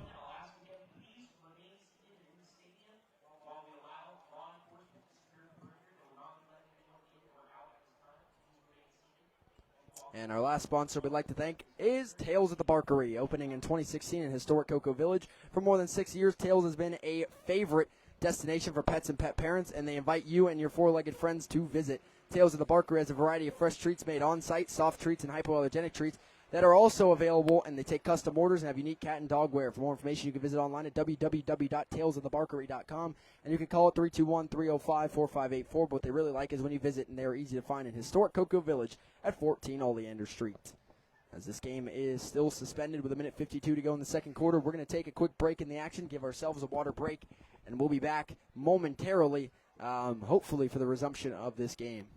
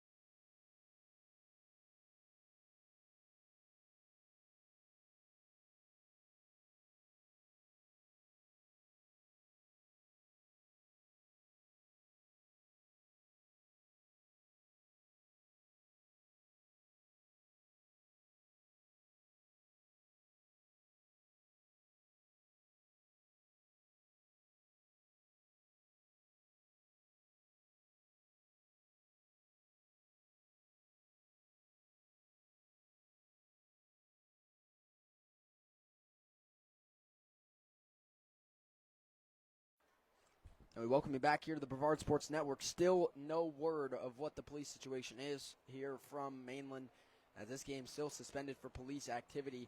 24-0 Cocoa leading Mainland. We do have score updates as they stand at halftime. Baker County leading Palm Bay 32-0, as Coach Kevin Mays looking to finally get a big win over Brevard County program. Palm Bay needing a big second half charge. Also at halftime, Seminole leads Heritage 17-0. The Panthers going to need a second half rally to pick up a win over there at Seminole. Seminole, their first game of the year, the 8th ranked team in the Orlando Metro, so to speak. The University team that beat Mainland last week, for the Mainland faithful that may be watching, they lead North Miami 21-14 at half. Merritt Island Christian in the fourth quarter leads Masters Academy 30-10, and well, I made that prediction last night. I picked Merritt Island Christian, and I saw a lot of people not riding with the Cougars, but it looks like they're going to advance to 3-0 on the season on their title defense here, as they lead by 20 in the fourth quarter over Masters Academy. Don't have a score update for Bayside or Calvary Chapel as well. As I continue to scroll, if there's any score updates anyone has in the comments, would love to hear them. I will put them up and give word. At halftime, Astronaut leads Gateway 13-0. So the Astronaut War Eagles looking to start 2-0 under Logan Halleck here in 2024. That would be an impressive start. Astronaut in the same district as Cocoa. As again, we have a stoppage in this game for police activity here from Daytona Municipal Stadium. And until we get word, I will update everybody. Again, if anyone is watching from the stadium itself, stay safe, abide to all posted announcements, and just do what you're told out here. Make sure everyone is safe. And, both teams, Coco's out of the locker room. They are sitting out in the tunnel right now. Mainland's still in their own locker room. We do get a score update. O'Galley leading Rockledge 27-0, and what a game for Coach Chris Sands, the O'Galley Commodores, picking up a big win over Rockledge last year to win a district championship. They come back and now looking to go back-to-back over the Raiders. And we have no lights in the Adidas Bowl between Satellite and Vieira. That's another game in the Brevard Sports Network. So I guess we just can't catch a break tonight here with the police situation here, stopping the game and lights at Satellite. Just, not much we can do, unfortunately. And the unfortunate part here, obviously, a serious situation with police activity. But when you have a weather delay, you have a radar. It's something you can see and kind of get a gist for when we're going to come back, and I can update everybody. But with the situation we're looking at right now, unfortunately, I know as much as everybody at home, which is pretty much nothing. I just know there's police cars everywhere and there's helicopters. But, again, stay safe if you're at the stadium. And, no updates to be had here. Once I get one that is, a hard evidence and something that can be spread, I will let everybody know. But for the time being, no speculation, just police activity pausing this game. Cocoa leading Mainland 24-0. Javen Boggs with over 100 yards receiving and 3 touchdowns in this first half. Brady Hart with 2 touchdown passes. Defensively, Cocoa has forced 2 turnovers, picked up 10 points off turnovers as well. So Tigers are rolling right now, but I know they just want to get back playing in this one as they lead by 24. As we'll get you a view of the Cocoa Tigers down here as they await the resumption of this football game. Get a score update from Coach Blue. It's 35-0 Baker County leading Palm Bay. So again, Palm Bay going to need a big second half comeback to come out on top on the road in Baker County, which is going to be a running clock game in the second half. So tough break there for Palm Bay. We'll see if they can do anything in the second half against Baker County, coached by a former Brevard County coach, Kevin Mays. And Palm Bay trying to avoid falling to 0-2. At this point, they haven't scored yet on the season through a game and a half. So the biggest goal right now for the Pirates, get in the end zone or kick one through the uprights and go on from there in the start of the Mitchell Brown era. But Baker County is a good football team. So is Heritage. So we'll see Palm Bay. See how they can rebound in the second half of that one. I know last time I checked, Vieira led Satellite, looking for their first Adidas Bowl crown of that rivalry and that game's history. This is year number 3 of the Adidas Bowl. Satellite won the first 2 last year with a 21-point comeback win for the score. For this year, they're going to need another 21-point comeback to try and knock off going to have to try and knock off the VR Hawks in the Adidas Bowl. Again, welcome everyone to the Brevard Sports Network. Thanks for sticking it out with us here on the network. And despite the delay, you're watching the Brevard Sports Network, powered by Natwick Insurance and the Zone 6 Reaper 7v7 and personal training. All things considered, it's still a solid night for football. I mean, it's still hot. It is still Florida, 82 degrees out here. Not too cloudy. Put my meteorologist cap on here. No storm so far tonight, which is great. And myself, Logan Pettit, and Caleb Brown up here in Daytona Beach. I was up here a week ago. Back this week for some high school football. And, unfortunate situation we have here, of course. And biggest priority is getting this cleared up and whatever problem is out there solved with the law enforcement. The only update I can give to everybody at home is that all the fans have been instructed to stay seated, stay in their seats. Nobody is allowed to leave the stadium right now. Nobody is coming in. That is all we know here from our stoppage from Daytona Municipal Stadium. Cocoa leading Mainland 24-0. Now, it's not on this broadcast, but if you could, and if you would like to support the Cocoa Tigers football program, on our last broadcast, we did put up a QR code. If you would like to support the Cocoa Tigers football team, you can scan that QR code. There will be a drop-down menu. Go to pick your school. It'll be Cocoa, obviously, and pick football. And that money goes straight to Brevard County to give to Cocoa. No booster clubs. There's no second, third parties there. That goes straight to Cocoa's football program. So if you'd like to support Cocoa, go find that QR code and just send over anything you can if you like to support Cocoa's football program. This past week, Cocoa got their state championship rings from their second consecutive 2S state championship win over Bradford last year up in Jacksonville. And they're nice-looking rings. They got a trophy on it along with a tiger paw there. I think you can look at them online, maybe on Facebook. I don't know who would have posted them, but I got a chance to see one today live and in person, and they are nice rings. So congratulations to the Cocoa Tigers. Finally get their rings. And on their quest for a third consecutive state title, and they're looking solid tonight, 24-0 over defending state champ. Not making things look close early. I mean, their defense has been flying to the football. 2 turnovers, as I said, in the first half. Offense has cashed in on all but one drive tonight with some sort of points. Again, Boggs with 3 scores, Hart with 2. And, all things considered here, Cocoa making a statement in this game over Mainland. Mainland going to have a lot to show here. For those people just tuning in, we have police activity in the area. The game is on pause right now. I do not know why. I'm not going to speculate why, but just know there's police activity going on. This game is on pause with 1:52 to go in quarter number 2. Cocoa leading Mainland 24-0, and when this game went to a break, Cocoa was inside the Gamers R Us red zone, driving again on Mainland, looking to go up by another score. Thanks, everyone, for holding on. We did get a Palm Bay score. They trail Baker County 35-0 at halftime. And anyway, thanks everyone for tuning in to the Brevard Sports Network, the premier broadcast company in Brevard County for all high school sports. And this one, the game of the week, but we're currently on hold, kind of upping the suspense. But for Mainland, I mean, they trail by 24. They're going to have halftime in about 2 minutes of game time whenever we get back to play. But right now, Coach Bell and the rest of the assistants, they're getting a chance to talk to their players. They trail by 24, maybe make some adjustments here at the break before another chance to do so at halftime. The coaches for Mainland have emerged out of the tunnel. The players still in the locker room. Coco's players, again, as you see on your screen, waiting to get back to play here on the sideline here from Daytona Municipal Stadium. It is 24-0 Cocoa leading Daytona Mainland. Again, game is suspended due to a police situation. We're going to take a break once again here.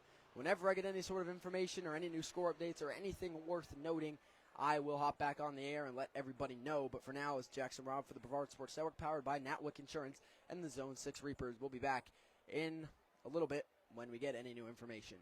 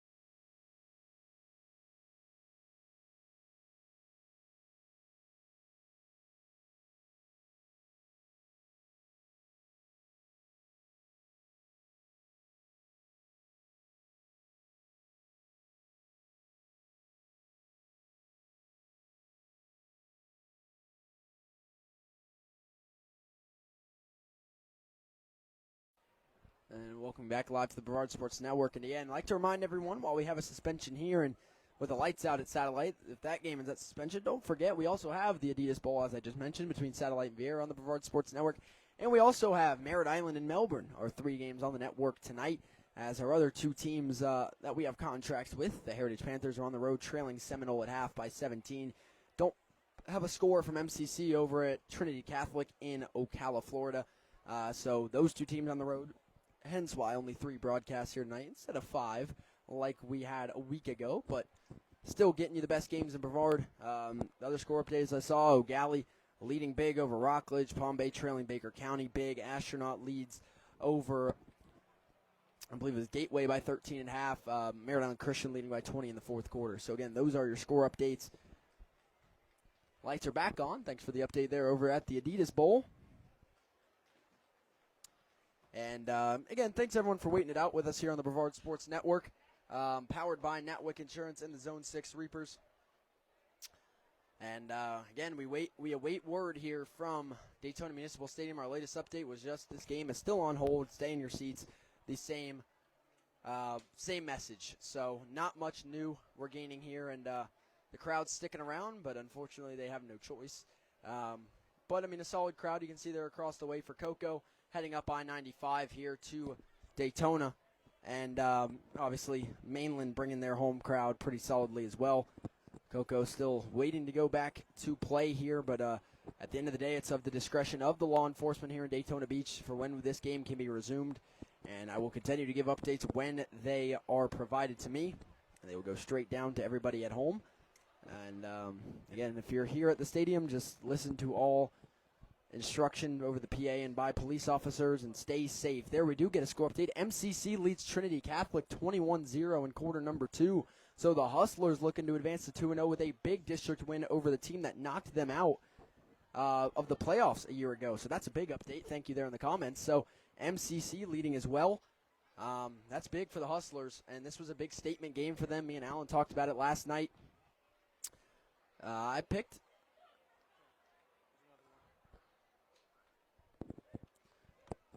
and again, Merritt Island Christian leading by 20 in the 4th quarter over Masters Academy, and just credit to Coach Handwork and everybody there at Merritt Island Christian. I saw some people not riding with the Cougars in that game, but well, I hope they've put the county on notice now, because this will put them at 3-0 on a state championship defending season. And shout out to the 8-man Merritt Island Christian Cougars, Coach Handwork and Bodie Handwork as well. So congratulations to them, as long as they can hold on to that 20-point lead in the 4th quarter. Only thing I can report here, Coach Bell back on the field for Mainland talking to the officials who are walking across the field. You can see that on your screen. Coco's been out of the locker room for a while, but they are going to be going back in now.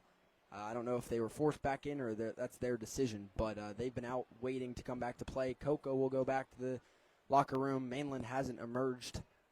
So, again, once I get word of what's going on here, I will let everybody know. Every bit of information I get, I will pass along. But right now, I know about as much as everybody else does, which is nothing.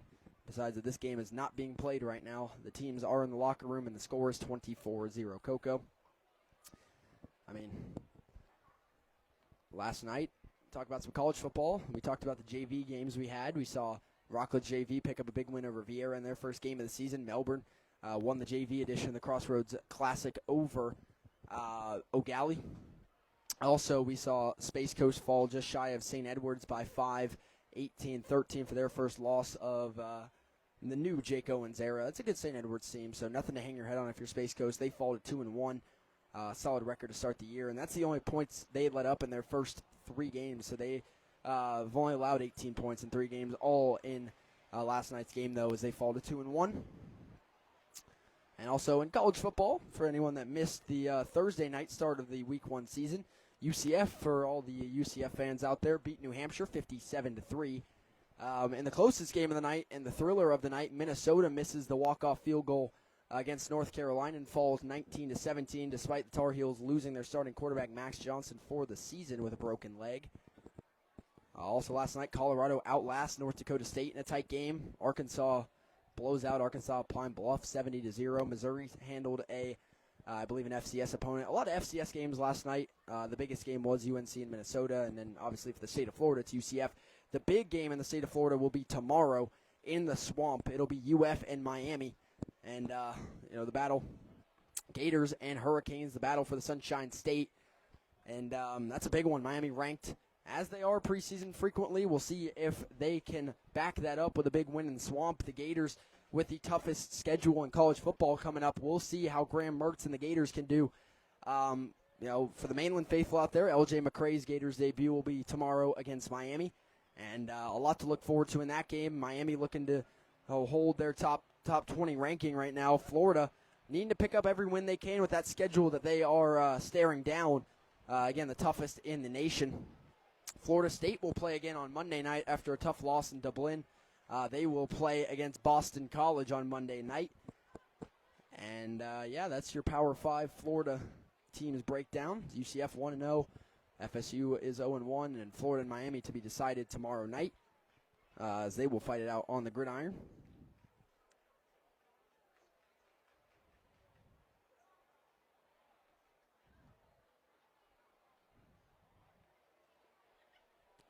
Again, this game is paused for police activity, and until I get official word from the police themselves or the PA announcer here, not gonna make any speculations here about the situation. It is police activity. This game has been suspended for about 20 minutes or so now with 1:52 to go in quarter number 2. It is 24-0, Cocoa leading Mainland still in the first half. It's quarter number 2 right now, and Coco's looked very impressive in this game and looking to get back to play here soon. Mainland getting plenty of time to get talk with their coaches and make adjustments here before halftime, which will come in about 2 game minutes anyway. So Mainland will have plenty of time to make adjustments. Cocoa has time to make adjustments if any are needed. At this point, the biggest key is just staying warm, keeping active, stretching down there on the sideline. Make sure you don't cramp, and just stay warm for game time. This is unprecedented, but something that obviously can happen and has happened here in Daytona. So again, I will take a break here for a few minutes. Whenever I get any new information, any new scores, or anything to report to the faithful at home, I will hop back on the air. But for now, we will take a quick break. And the score still Cocoa 24, Mainland 0 here on the Brevard Sports Network, powered by Natwick Insurance and the Zone 6 Reapers.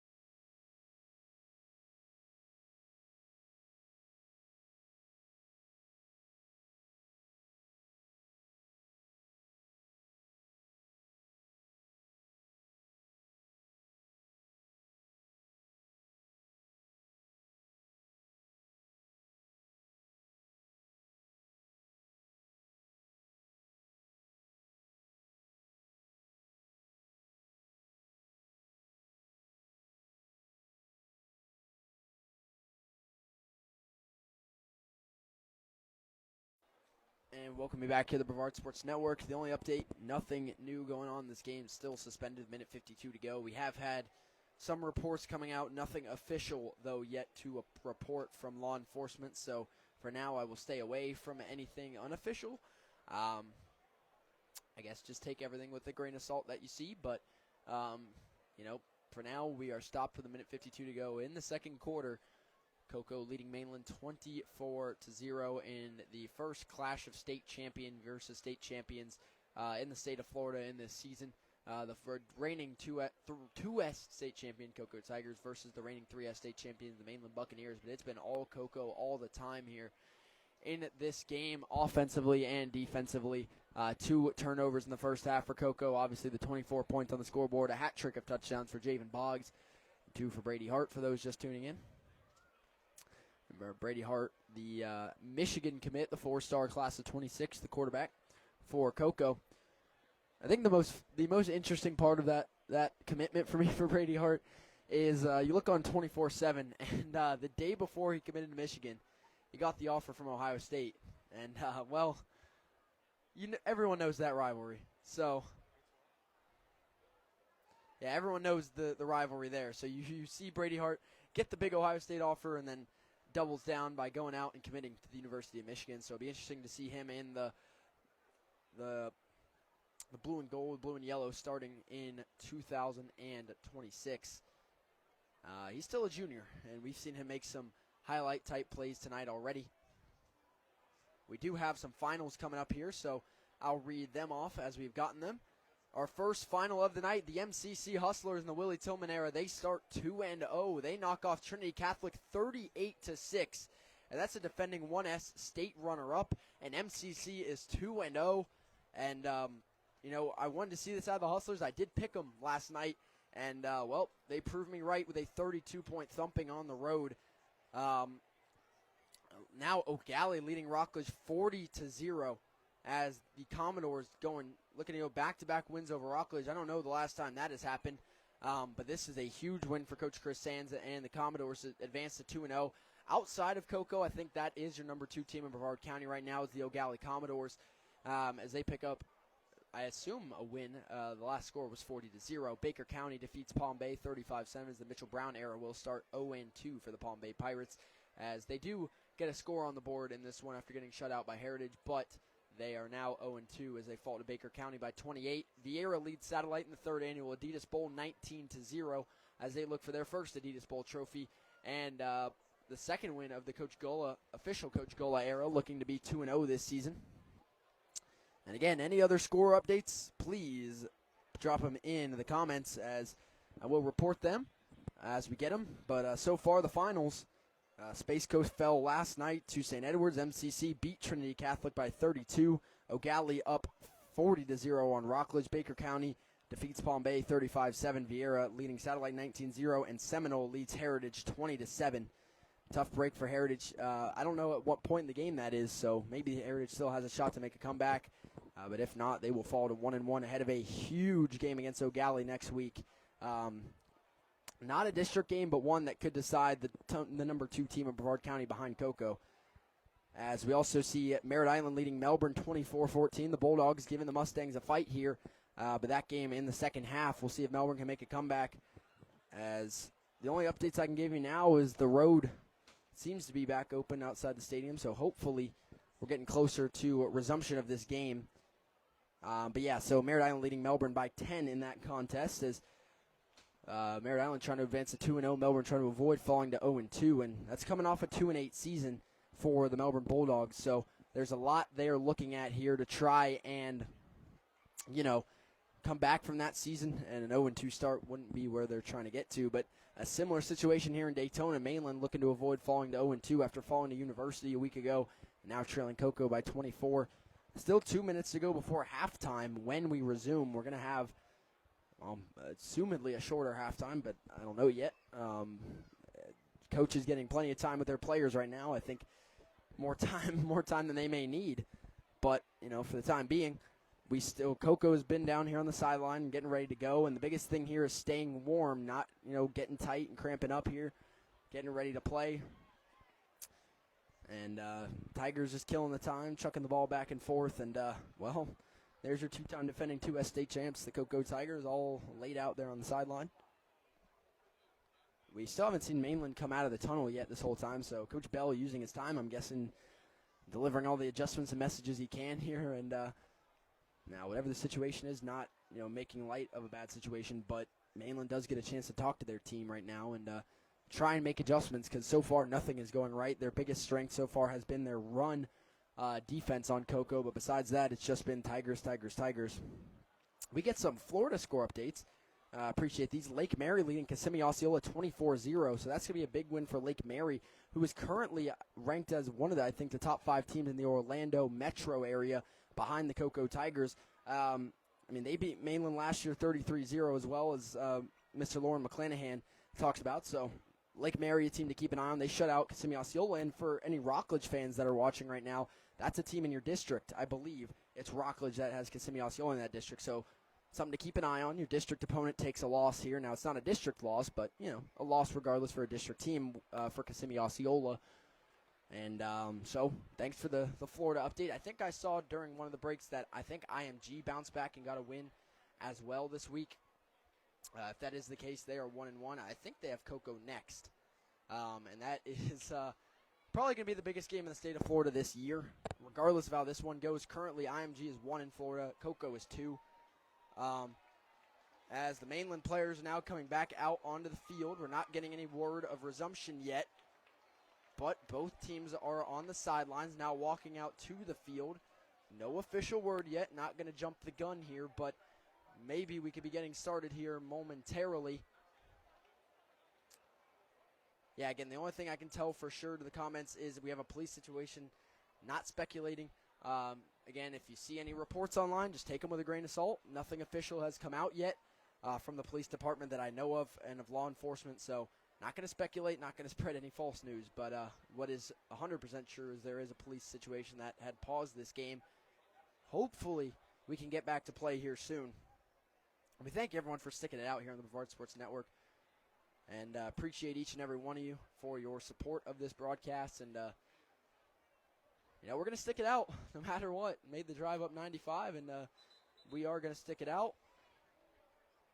Got a chance to, as the players are retaking the field, and a great sight to see here from Daytona Stadium. As there you see both teams back on the field.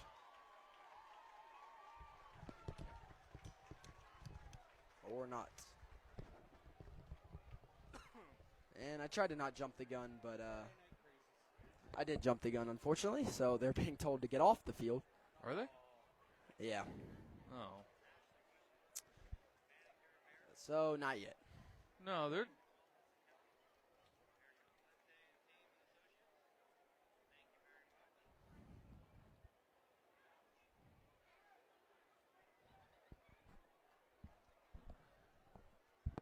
Well, if we do get going again, we get halftime right after Yeah. this. We got a minute 52 to go in the second quarter. 24-0 Cocoa leading. Team's stretching right now, trying to stay warm. I mean, that was more than your usual halftime. It's been a while. So, you got to stay warm. We're going to have halftime coming up. I think that we would have some sort of shortened halftime. I would assume so. Yeah, I would hope so. They've had about an hour break, so whatever coaches need to tell their players they can, whatever break players would need, I think they've gotten more than that. So, and I think both these teams, I don't think either of them would object to shorter halftime, considering the way this game has gone so far. I just wouldn't even do a halftime. If that's a possibility, why not? But approaching 9:15 here on the East Coast. If there is anyone watching not from the East Coast. It's still not halftime here. We've already had a lot of finals go up, but although we will not be there, Alan Zlatozinski will still be doing the post-game show down at the Melbourne BSN studios, breaking down all the finals and previewing Week 3 of FHSAA, Week 4 of SSAA action. And so make sure to keep it tuned to that, to Alan Zlatozinski and that post-game show. We will be here, myself, Caleb Brown, and Logan Pettit, till the bitter end here from Daytona Stadium to see what happens in this Clash of State Champions. But so far, it's been Cocoa, and more Cocoa as they lead at 24-0. 2 turnovers defensively, have set up 10 points off turnovers as well. And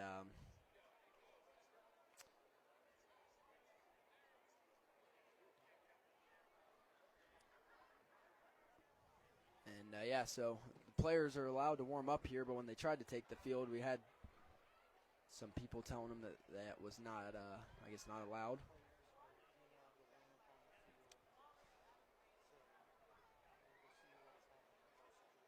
The officials talking to Coach Snyder. Brady Hart warming up there on the far sideline, keeping his arms warm. Brady Hart has had a great half so far. 2 touchdown passes, 1 really nice deep ball as well, down at the 1-yard line to Javen Boggs. Nearly had 3. Appreciate the comments there. I'm trying. Not much you can say in a break like this, but doing my best here. And hopefully we can get back going and I can tell you about the game itself. But, the officials now meeting at midfield.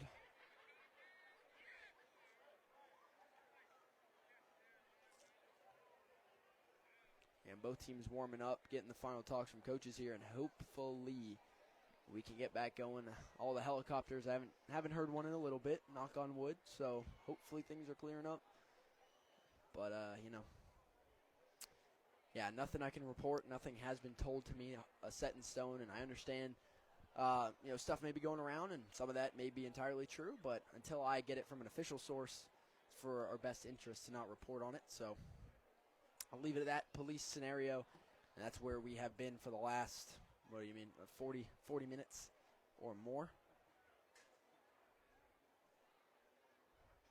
Thanks to Kayla Brown up here doing the work behind the camera. We get another score update. Vieira leading Satellite 25-0 in the 3rd annual Adidas Bowl. Oh, so that's a final score. Vieira, first career Adidas Bowl victory over the Satellite Scorpions in their 3rd season, as Satellite will now be looking on to week 3 already as they fall to 0-2. And this was a game me and Alan both said was a winnable game, so to see them get shut out, not a good sign for the Scorpions here. And I'm going to need a big win here soon because things not going great to start the season. O'Galley defeats Rockledge 40-0. What a win for Chris Sands in that program. And we talked about it to all ends last year of how big of a district championship win that was for them. Beating Rockledge has been the ultimate goal a lot of years for O'Galley, but now this is back-to-back wins over Rockledge for the first time since, I don't know, but it's been a while.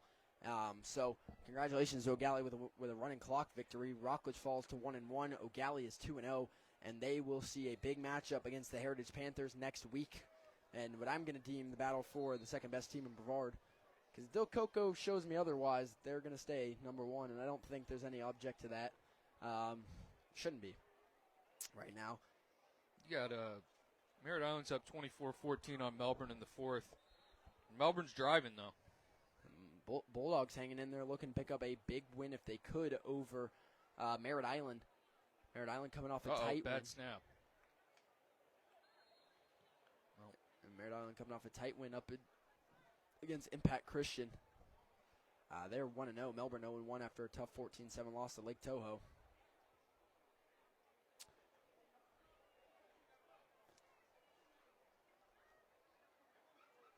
And again, to everyone,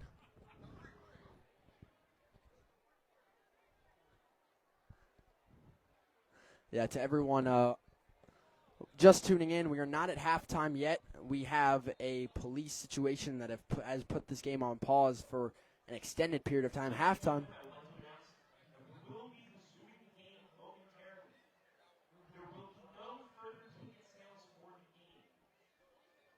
And we've finally gotten official word this game is set to resume.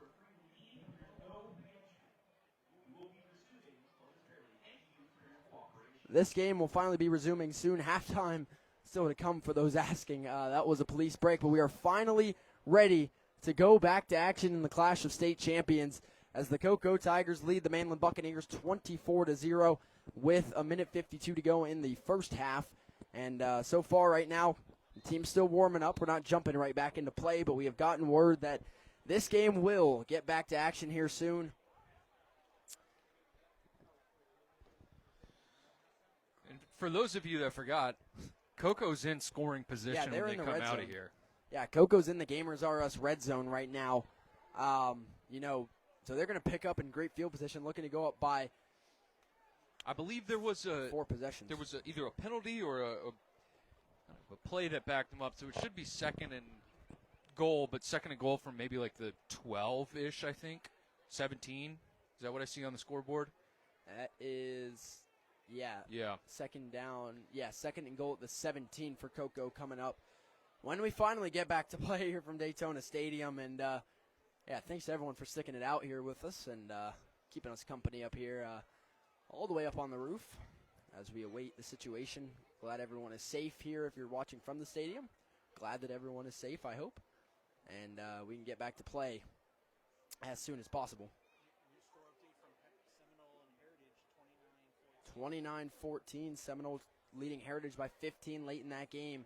So the Panthers let up 9, get 7 back, but they need a big push here late in this game to pick up the win. But that's a very good Seminole team. This is their first game of the year. Their first game got postponed against Robinson. So this is the first time you're seeing Seminole this year and making a statement against Heritage. Melbourne just missed a field goal to give Merritt Island the ball back.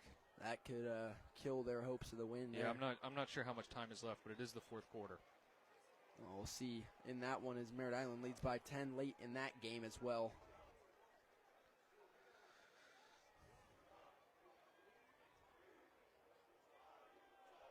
Teams getting ready to roll again in the huddles. Energy rising again in the stadium as we get set to rock and roll for the resumption of action from Daytona Stadium. Just when you think you've seen it all. Again, I get proved wrong. I've seen lights go out. I've seen plenty of rain delays. And, now police situation. But it's been resolved for the time being. And we'll get set to play football once again here from Daytona Municipal Stadium.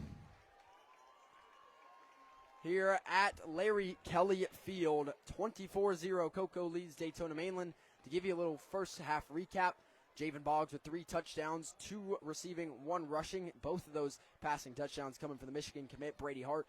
2 turnovers forced by the Coco Darkside defense. O'Keefe Battle with a fumble recovery, and DJ Bryant with a showtime interception to the sideline. Mainland has only crossed midfield once, and that was thanks to a short Coco punt, which ended up being a punt of Mainland's own. Besides that, they have not been across midfield. So besides that, not much more to know here, but it will be second and goal. Coco at the Mainland 17-yard line as we finally get back to play. All right. And we'll see if any adjustments were made through that unexpected break. And let's go. Football. Yeah. We waited a week for this game, and we felt like we waited another week there for that break. We're just waiting a week for it to start again. And we still have a whole half and then some to play. Yeah, well, like we were talking about, I think it's going to be an abbreviated halftime. It almost would have to be. I mean, I think that was over an hour that we were sitting waiting on the situation to figure itself out. So I would assume they would do like a quick, like maybe 5-minute halftime stretch, do whatever, and then get back out there. But I mean, who knows? I mean, it's already well after 9 o'clock, and yeah, we've already had plenty of final scores come out as well, so we aren't even at halftime here between Mainland and Coco. Mainland's defense already out there. They're ready to roll. They got a game plan set up. Coco getting over their final talks from Coach Schneider, Coach Diesel, Coach Franco, everybody over there on the Coco sideline. Getting their final words in before they head back out for second and goal at the Mainland 17-yard line. Yeah, no, it'll be interesting to see what kind of adjustments that Mainland was able to do defensively while they had that break. I mean, despite what was happening off the field, that is an opportune time to kind of halt some of the momentum that Coco had going on offensively and give you a chance to regroup and say, hey, this is what we're seeing. We're fortunate to get this time out right now before the half, and maybe we can stop them from scoring before going into the half and make our own momentum. They move the ball up. It'll actually be second and goal at the 13-yard line for the Coco Tigers, as they're still waiting to take the field here offensively. Mainland defense is ready to roll. For anyone here in the stadium, no longer allowing admission to the stadium due to the situation, so no re-entry, but I'm pretty sure everyone in here probably heard that, but, it's the only thing we've heard since the last update I gave. Well, if you're in the stadium, as much as we appreciate the views. Yeah. you put your phone down and watch the game? It'll be second and goal. Cocoa at the 13. The officials running back down the field to get into position. The Here we Cocoa go. Tigers offense back out of the field, and we are back getting ready to play some football here from Daytona Stadium. It is second down and goal. Cocoa at the 13. Cocoa's time of possession now about 2 hours overall. And it is second and goal Tigers. 2 receivers split either side. Hart in the shotgun with Latrice Lane. And the clock starts to roll for the first time in about an hour. Second and goal Tigers. Brady Hart drops back to pass. Lets one throw into the end zone. It is incomplete, nearly hauled in there by Nikki Teeter, but the flag's going to come on that defender. I think you're going to get defensive holding here. That's kind of what the line judge indicated there, and I don't think he's wrong. Got a hold of him, and Teeter still almost came down with it. It was a good ball. I thought he might have floated it too much, and the safety would have had a chance, but I was wrong. It was a very good, very well-thrown ball, and gave Teeter a chance despite the defensive hold. Yeah, I think that would be a good call there. Teeter did get wrapped up with the defensive back there, nearly made the grab, bobbled it, incomplete, but it will be holding, defensive holding, and I'm assuming that'll be half distance to the goal for Cocoa, and yep, that'll put him at the 7-yard line. It'll be second and goal once again for Cocoa at the Mainland 7. Second and goal, Tigers after the incompletion and the penalty on the original try on second and goal. Now first and goal in motion is Pillow. Play fake, throw on the slant. Javen Boggs make it 4 for Javen Boggs, and he counts it up there. 4 touchdowns in the first half. Touchdown Tigers from 7 yards out. That's a touchdown he waited an hour for, but it cashes in oh so sweet. A hat trick for Brady Hart. 4 scores for Javen Boggs, and it's going to be 30-0 pending the extra point. What else can you say? I mean, that's just his route. That quick slant. The slant, but we've seen him on the go. We've seen him on the deep stick. We've seen him on the glance, the post. I mean, like, his route tree he's got all 9 routes. Yeah. Here comes the extra point from Trout. He's 100% so far with extra points and field goals, and he keeps that up. Extra point is good, and with 1:32 to go in the first half, Cocoa leads Mainland 31-0. And I know this Mainland team lost a lot of talent, but this is still a good Mainland football team. Cocoa just making a statement to the rest of the state of Florida right now. They took 20 seconds off the clock. Yeah. And, the next matchup coming up for Cocoa will be IMG Academy. Hey, you know what? IMG's down. Cocoa looks good right now. Yeah, IMG is down. I believe they lost already. They lost to Bishop Gorman. Bishop Gorman, yeah. Or no, wasn't it Don Bosco Prep? Oh, it was. Yeah, it was John Bosco. Yeah, Gorman played St. Thomas Aquinas. Yeah, that's who it was. Yeah, so it was St. John Bosco over in California. You're correct there. But I think they won tonight. But Cocoa looking to be 2-0 heading into one of the biggest games in their program history. Heading over to Bradenton to face a national champion. And that's gutsy. Yeah. Well, the funniest part of it is they were supposed to play Chaminade Madonna, which is already a pretty darn good football team. That game fell through, and then Cocoa says, all right, well, we'll go one better, and then they go out and schedule IMG. Go take on IMG. And for those of you that don't know, IMG is a sports academy. Yeah. Tuition's like $90,000. Yeah, they're not a part of FHSAA. They cannot play in the playoffs or anything like that. But they go out and they play national teams. You might know them for playing the made-up school Bishop Sycamore on national television, that's not their fault. That's, a completely different story. But, luckily, Cocoa is a real team. Yeah, Cocoa is a real team. We can attest to that. But, yeah, I mean, that's an absolute great test to go on and play in IMG Academy, and I think they have what it takes to beat IMG Academy. Mainland on the return is going to be a return of about 14 yards. And that one, tackle made by number 22 for Cocoa, Raymond McCoy. And it's going to be first down and 10, Mainland at their own 16-yard line. 1:25 to go in the first half. Mainland with 2 timeouts to spare.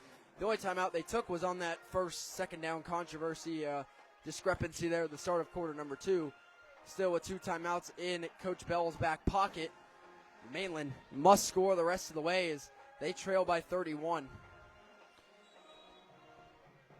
In the shotgun is Sebastian Johnson. Back with him is Edward Williams. Man in motion. Going to go behind the quarterback. It'll be a handoff to Williams up the gut, and he runs right into a hole that closed quickly. That'll be a gain of 4 yards, though. A solid gain on first down. It'll be 2nd and 6 for Mainland at their own 20.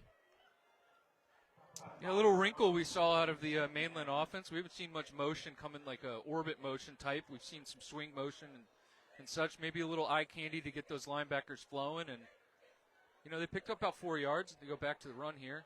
Yeah, they go run to the outside this time with Williams, and he's going to be up towards the line to gain, and I think he picked it up.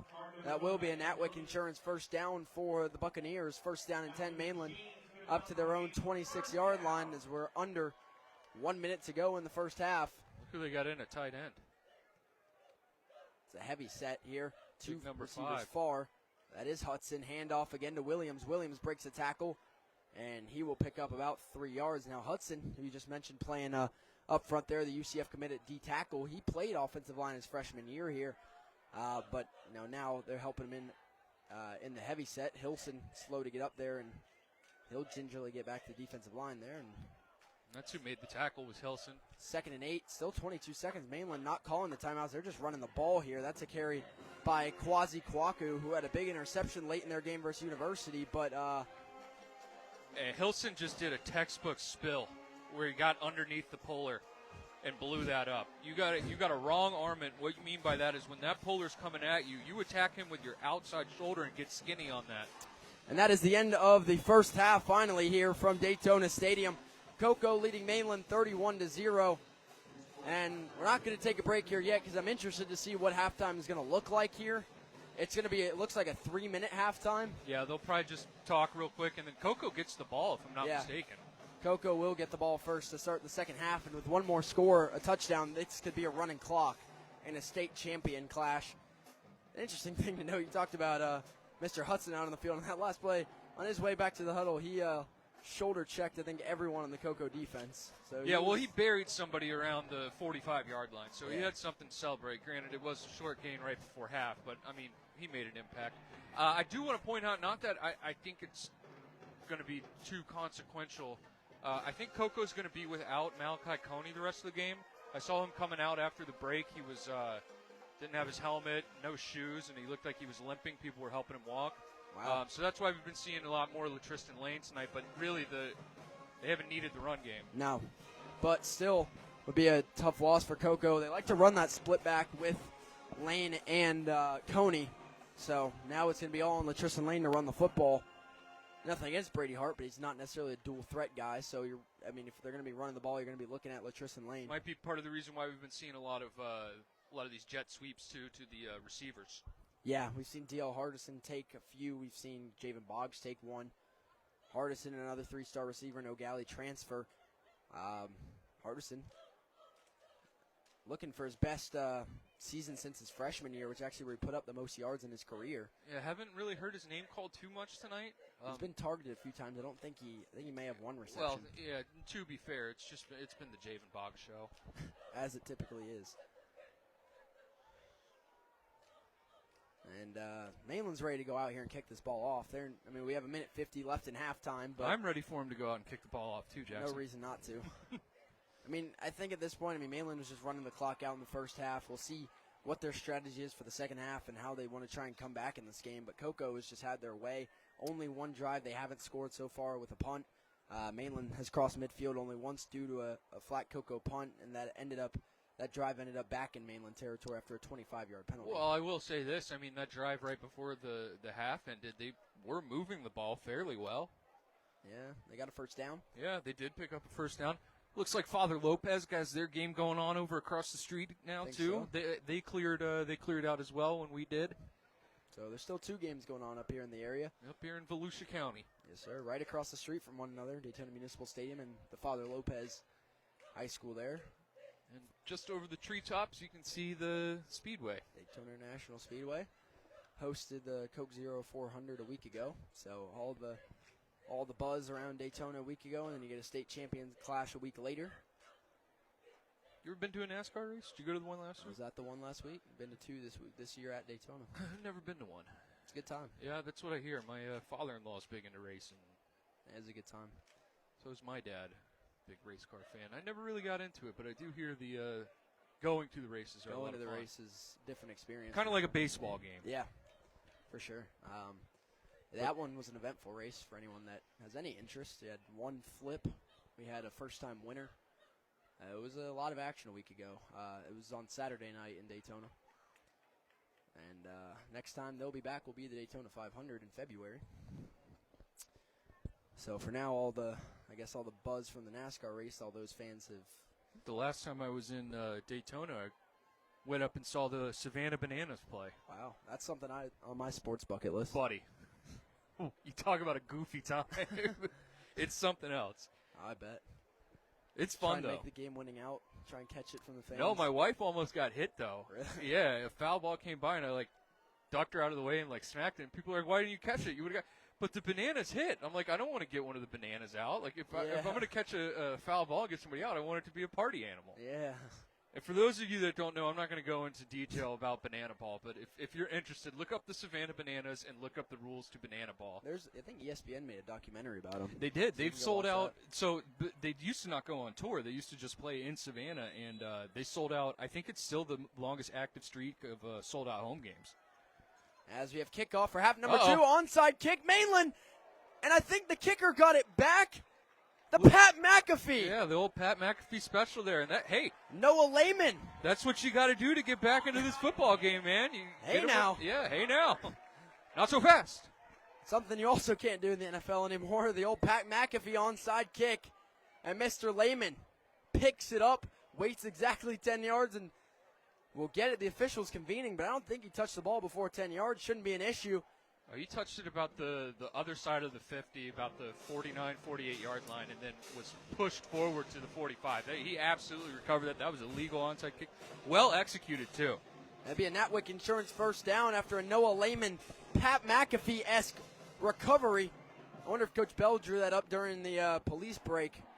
Melbourne went final, 24-14, Merritt Island. Merritt Island 2-0 to start the season under Coach Murray. First down, Mainland, second time they've been across midfield tonight. Once again, thanks to special teams. Yeah, both due to the special teams play. That's the best play of the night, I think, for Mainland right there. I think so. Let's see if we can spark something here in the second half. First and 10 Bucks at the Cocoa 45. Pre-snap whistles, flag down on Cocoa's side here. And you're going to, it looks like lined up in the neutral zone, or the defensive line jumped off sides, so that's going to be 5 free yards for Mainland. And first and 5. Yeah, looking at a 1st and 5. First and 5, Mainland at the Cocoa 40. Solid field position here, too. And they're back in that heavy set. Hudson lined up at that, wide tight end position on the ball. With one guy stacked behind him. Quick throw on the screen pass. Cocoa bringing heat downhill. That's going to be no gain. Tackle cleaned up there, I believe, by number 17, Anthony Williams. It's going to be 2nd and 5 for Mainland at the Cocoa 40. I mean, at this point, this is 4-down territory anyway. Oh, yeah. No Hilson on the field either. We saw him get up kind of gingerly on the last drive. Williams has a hole. Flag comes in. I was going to say, that was a very clear hold on Redman. Or is that Sandman? Which one is that? Redman. That's Redman, Sandman's still inactive until next week. That's correct. Yeah, clear hold. I thought they were going to call it, and they did. Came in from the back judge, so that's going to back them up. For 2nd and 15. Yeah, for a 2nd and 15. And there's the call, hold on Mainland, and that's not what you need to see on a drive like this. You need to move the ball in quickly down the field. Yeah. You can't shoot yourself in the foot here. You started out 1st and 5 from 40-yard line, looking at pretty good field position. Now you're all the way back to the 50. 2nd down and 15 for Mainland at the 50-yard line on the Bethune-Cookman logo. Bethune-Cookman, I'm guessing, will start their season tomorrow. It'll be 2nd down and 15 for Mainland at the 50-yard line. Johnson turns, gives to number 8, the running back here. He picks up about 3 yards. That was Kwazi Kwaku on the carry. It's going to be 3rd down and long for Mainland. It's going to be about a 3rd down and 13 at the Cocoa 48. And again, both of their drives they start in Cocoa territory so far have gone backwards. They got to change that. Think they'll put Hudson out on a pass here? That would be electric. Movement early. Everyone gets back. No flags. Defense can get back. 3rd down and 13 for Mainland at the Cocoa 48. Johnson drops back looking for the screen again. It's there to the outside, trying to turn up the sideline, and he'll be forced out of bounds after a short gain. I assume they would maybe go for this. Tyon Jacobs on the hit. I mean, I would. It's 31-0 at this point. Yeah, I mean. Got to at least put a shot at it, and they will. You got to try. Yeah, they're going to keep him on there. I mean, it's It's pick-upable. Yes, 4th down and 8 for Mainland at the Coco 43. A big-time play here with 10.5 minutes to go in the third quarter. And they've had success in this heavy set, specifically running the ball, picking up 2, 3, 4 yards a chunk. But when you have a holding penalty and back yourself up, you're not doing yourself any favors. It is 4th down and 8 Mainland at the Coco 43. Heavy set, 2 receivers near side for Sebastian Johnson. Drops back. Johnson throwing to the sticks. It is caught. Falling backwards, though. Did he pick it up? I don't think he did. I don't think so. Hauled in by Jameel Patrick, but again, he fell on the near side of the 35. He needed to get to the 35-yard line. He got to like the 34, or I'm sorry, the 36 and a half. I don't think he got it. I think they might measure it, but I do not think he got it. He fell before he got there. And he fell backwards there by Patrick. A nice throw by Johnson, but throws him inside. And we'll see. But if they measure, I mean, I can see it from here. That ball isn't even touching the 35 where they have it marked. And that's going to be a turnover on downs to start the second half for Mainland, and a promising drive starting with an electric onside kick recovery by the kicker, Noah Lehman. All for naught, though, as it's going to be a turnover, a 4-and-out for Mainland. Coco will take over 1st down and 10 at their own 35.5-yard line. Yeah, and that's a situation where you just run your route a yard extra longer. Just 1 yard longer. Yeah, make sure you're over the Get sticks. Get past the sticks, yeah, because even if you fall making that possession catch, make sure you're falling past the sticks. 1st down and 10, Coco at their own 35. And it's going to be a Natwick Insurance 1st down. I'd like to thank all of our sponsors, Tails at the Barkery, Gamers R Us, Zone 6 Reapers, Natwick Insurance, and Orange Pest Control. 1st down and 10, Coco at their own 36. Hart tosses to Latrice Lane, trying to get to the edge. Lane cuts it upfield, breaks the tackle. Lane picks up 3 yards. 2 yards, it'll be 2nd and 8. And that might have been one of their better runs tonight. I didn't see who the number. It may have been Hudson. Did a pretty good job of not getting reached and kind of stretching that out, but Lane's so quick he's able to get around the edge. And Zach Pillow's done a great job blocking there, but oh yeah, Pillow's blocking his tail off. It's a gain of 2, 2nd and 8 for Coco. And again, that down marker still says 1st down. No, I was switching it now. I think.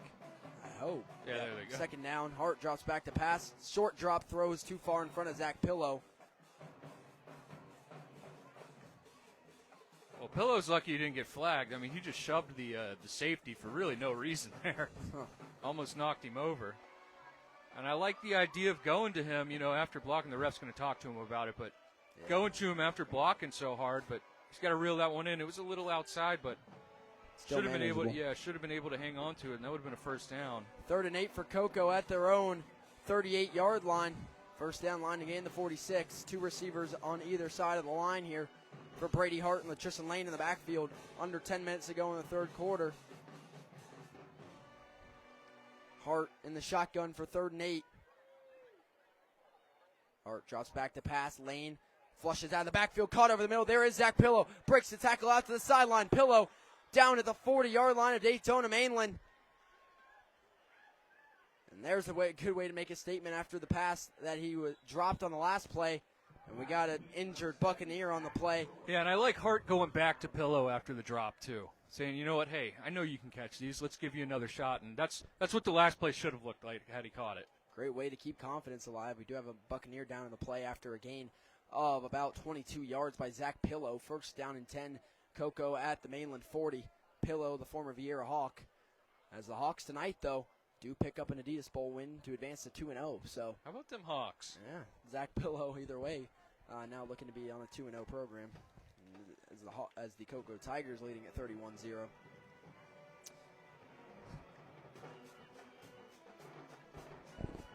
As the man for Mainland, young man getting help off the field.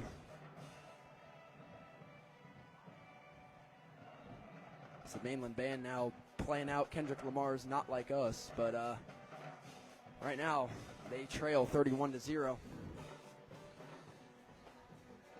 It is 1st and 10, Coco at the Mainland 40-yard line after the 22-yard catch and run by Zach Pillow. And the biggest thing for Coco receiving-wise was replacing C.J. Bragg, their 2nd leading receiver a year ago, but they've brought in D.L. Hardison and Zach Pillow. So that receiving core alive and well for Coco. Not to mention Tank White as well, all 3 transfers. And returning Teeter as well, who's Teeter dependable. And Boggs. And we're going to have a Mainland timeout there first of the second half here, 9:37 to go in the third quarter. Our score, Cocoa 31, Mainland 0. I'd like to thank our sponsor, the Tails at the Barkery.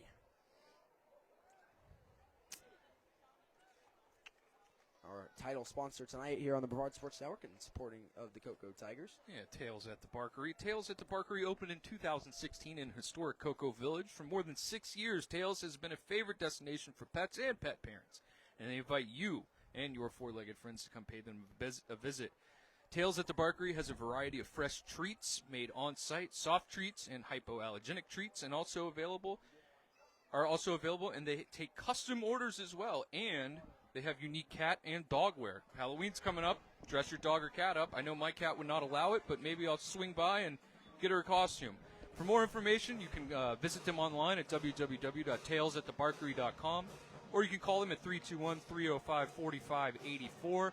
But what they really want you to do is swing into the store. They're easy to find down there in Cocoa Village at 14 Oleander Street. If you've got a pet, dog, cat, iguana, whatever, go in there, get them some treats, get them some costumes, spend some money at Tails at the Barkery. That comes out of our Tails at the Barkery timeout on the field. First down and 10 Cocoa at the Daytona Mainland 40-yard line after a 22-yard catch and run by Zach Pillow. Hart turns, gives it to Tristan Lane, and he runs into a stone wall, breaks away from it. Got to cut up field at some point. Lane cuts inside, breaks the tackle. Flag comes in way up the field. This could be a legal man downfield. No, it was a run. Can't be a legal man downfield. I don't know what I'm talking about. I think they're going to get Pillow for a illegal crackback block, but I mean, the fact that Lane even got yardage there is credit to him because he ran a good ways back. If that's what it is, if it's an illegal crack or blindside block, whatever they're calling it nowadays, I don't know. I mean, I didn't think it was that egregious. Maybe a clip is what they're calling, but I'm almost assuming that's what it is. But you had 3 officials in the area, and it came all the way back from, like the 23-yard line. So I don't know. It's going to be a legal block in the back on the Cocoa Tigers on the run by Lane. Only netted about 1 yard, but now it's going to net negative yardage. It'll be now first down and long for Cocoa back at their own 49. It'll be first down and 19 for Cocoa at the Mainland 49-yard line. 9:25 and counting to go in the third quarter. Cocoa trying to put up a running clock on Mainland here if they can get in the end zone on this drive, which would be pretty impressive. I know Alan asked me specifically last night, can they run and clock them? And that answer, I think they can run and clock anybody. It's probably a good statement. Double receivers either side. Hart lets one fly. It's Javen Boggs again and climbs the ladder. Almost had it, but the safety coming over the top pops that ball out. Nice play there by number 24 for Mainland. That is Zadarian Martin, because Boggs had that. Yeah, they've gone to a too high look. I don't know if they're running a cover 2 or a cover 4. It looked like maybe a cover 4 there, but I mean, they've gotten beaten deep so many times by Boggs. You need safety help over the top, and safety did a nice job getting over there and kind of causing that incompletion. Even if he had caught it, he was getting rode out of bounds. His foot wasn't going to come in bounds. So, that's what they've needed to go to is a too high shell and kind of dare Cocoa to run the ball, which is something they have not had success doing tonight. And a bubble screen underneath trying to pull the defenders down to let Boggs go over the top. Second down and 19 for Cocoa at the Mainland 49-yard line. Hart again in the shotgun. Mainland showing blitz. They don't bring it. Hart drops back, lets it fly again. Wide open on the far side. It is caught for a big-time gain of 25 yards. That is Nicky Teeter. If he throws it to Zach Pillow, he's running all the way to the Speedway. I mean, there was nobody in the same zip code as him. Cocoa inside the Gamers RS red zone. It's a gain of 25 from Brady Hart outside of Nicky Teeter. It is going to be first and 10 Cocoa at the Mainland 15-yard line. Under 9 minutes to go in this third quarter. Yeah, smash fade concept. It was mirrored routes, which means both sides are running the same concept. Your outside receivers running those little hitch routes, and your slots running fades. And nobody picked up Pillow, but Teeter had a step on the guy as well. And really, either direction, you were going to get good yardage. It would have been a touchdown if it went to Pillow, though. First from the 15, Hart tries to throw it over the middle to Pillow. Pillow took a shot from that safety there after it was incomplete. It'll be second and 10. Continue to be some chatter after the play. It's starting to get a little bit a little chippy. Yeah, I mean, Mainland trailing big here. I mean, that was one of Allen's 3 keys for the game on the write-up, was for both teams to stay disciplined here, and we're going to start seeing that. The emotions come out in a game like this. For Cocoa, you're up by this much. You have no reason. You don't have to talk. It's pretty evident. Well, for Mainland, you have no reason to talk either. Yeah, I know. But saying as a high school athlete, yeah, you hear it. As Pillow's going to go off the field. Yeah, they're going to ask him to step off the field. I don't know if he was saying something to the guy lined up. He's been getting pretty chippy tonight with some of those secondary players. And I don't know if that's what it was or if it was an equipment violation, but they certainly asked him to leave the field for the time being. Doubles here, 2 receivers split either side.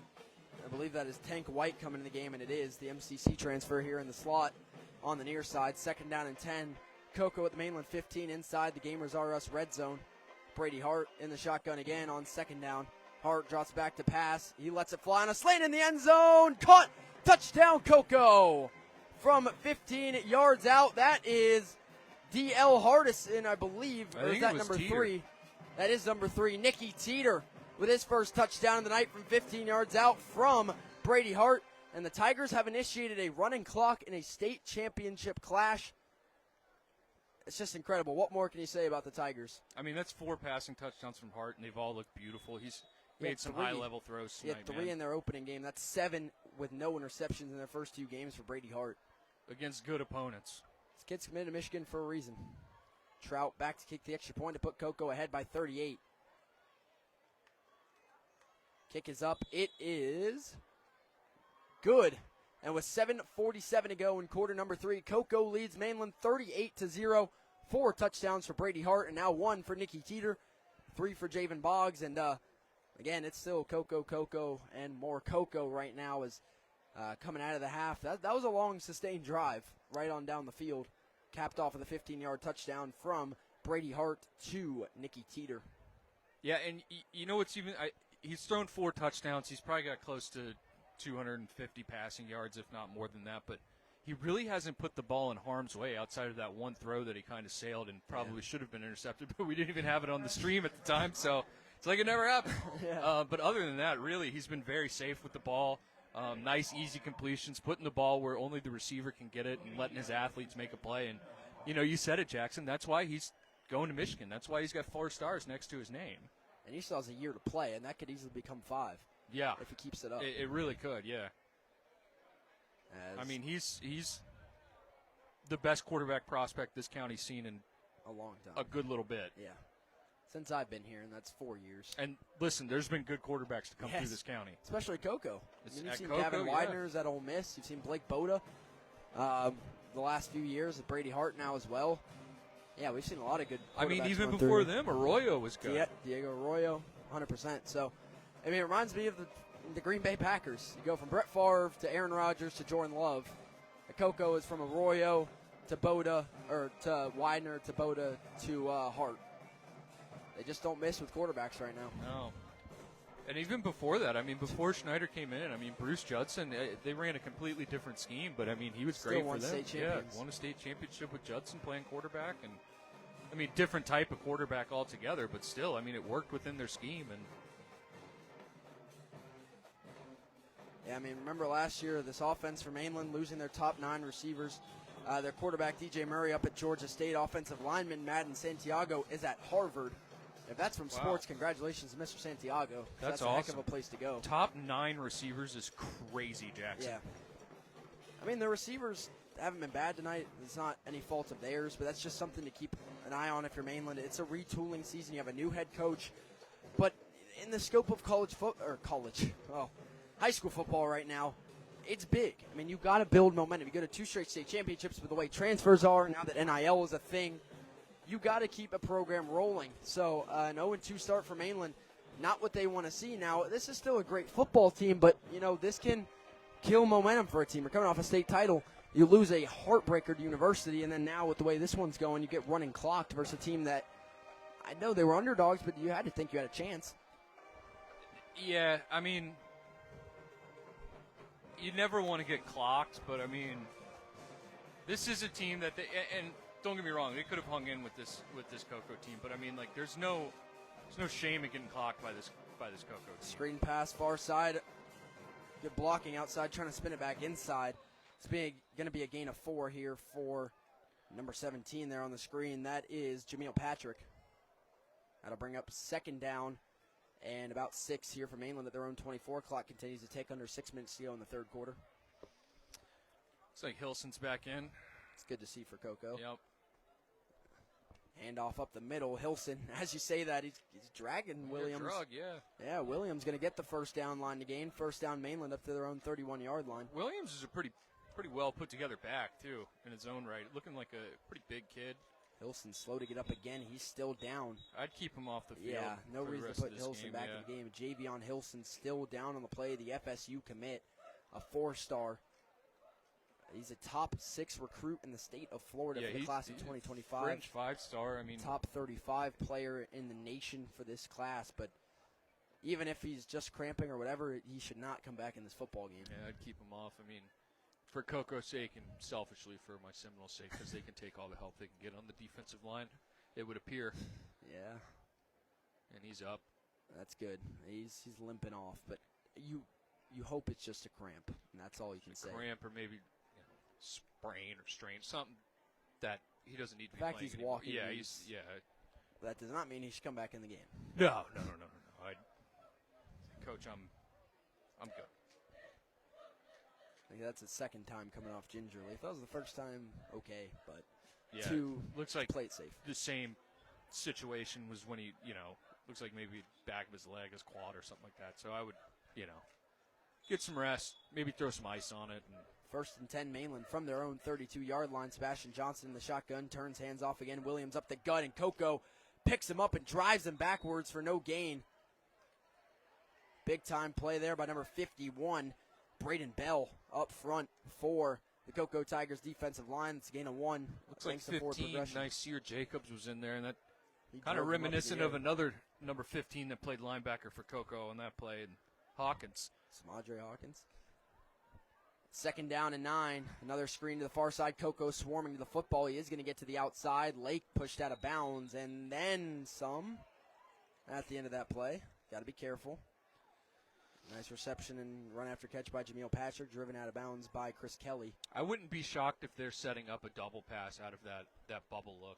At this point, got to start spicing it up. If you don't have it in your playbook, you better get on the grease board next time you're off the field and try it. You got to find a wide receiver that can throw the football because, Coco's diagnosed it by now. Yeah, well, they're biting on that bubble. And you see Houston limping. Oh, no, he's all right. Now on the motion here, both receivers switch sides. Again, the heavy set. It'll be a handoff for Mainland. Nowhere to run. Trying to get to the edge, though, and that's not going to be much better. A loss of a yard there by Kwazi Kwaku. And that's going to bring up third down for Mainland. 4-down territory the rest of the way, undoubtedly. That's good recovery by the defensive back and outside linebacker there. The edge crashed and really lost edge integrity there and gave an outside running lane to the running back. And your corner and outside overhang linebacker were able to recover that and stop that for nothing. I think it's fourth down, Jackson. It is fourth down. It is going to be fourth down and about 8 yards for Mainland, and the punt unit is going to come out here. And I think we have ourselves a little bit of a concession of this game, Jackson. Yeah, I think whenever you see the punt unit come on, when you're trailing by this much, it's not a great sign for Mainland's hopes of winning this football game if the writing wasn't already on the wall. Unless, of course, they fake it. Yeah, I would entertain that idea. So why not?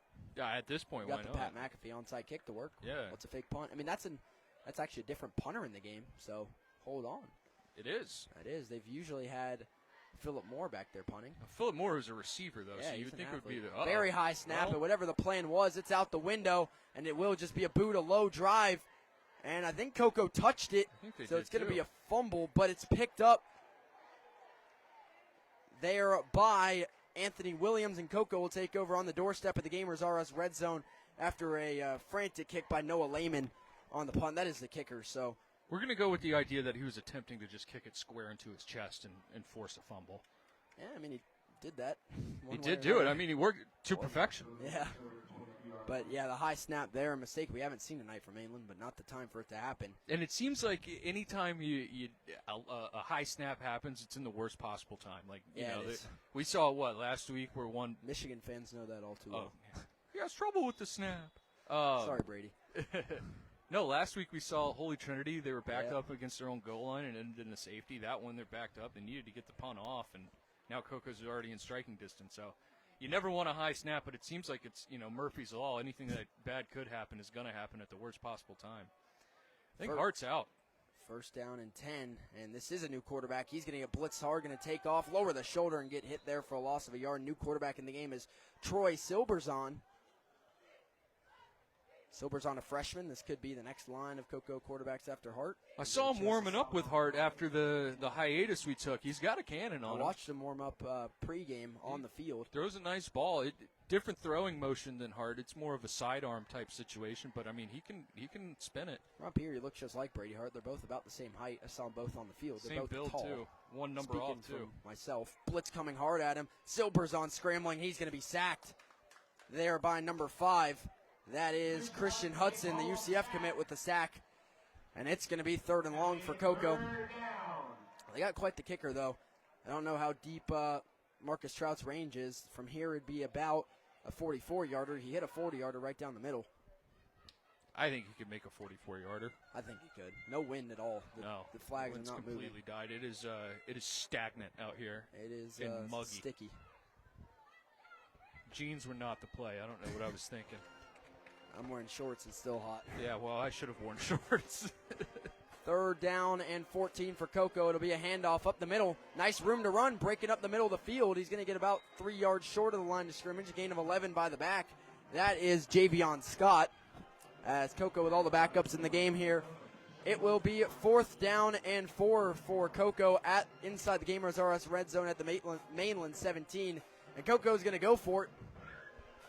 Try and get the second string some more time on the field. 30 seconds left in the third and counting. And that's somebody going early on Mainland. I think it is going to be offsides. First down, Coco coming up. And a mistake you can't have if you're Mainland. No, I mean, you could have gotten a stop there and just gotten the ball right back. And at this point, it's all about making big plays, getting stops on Coco, getting touchdowns, trying to make plays. And the offside's there, not a play you want to make. Yeah, I mean, 38-0 doesn't look good, but 45-0 looks worse. Yep.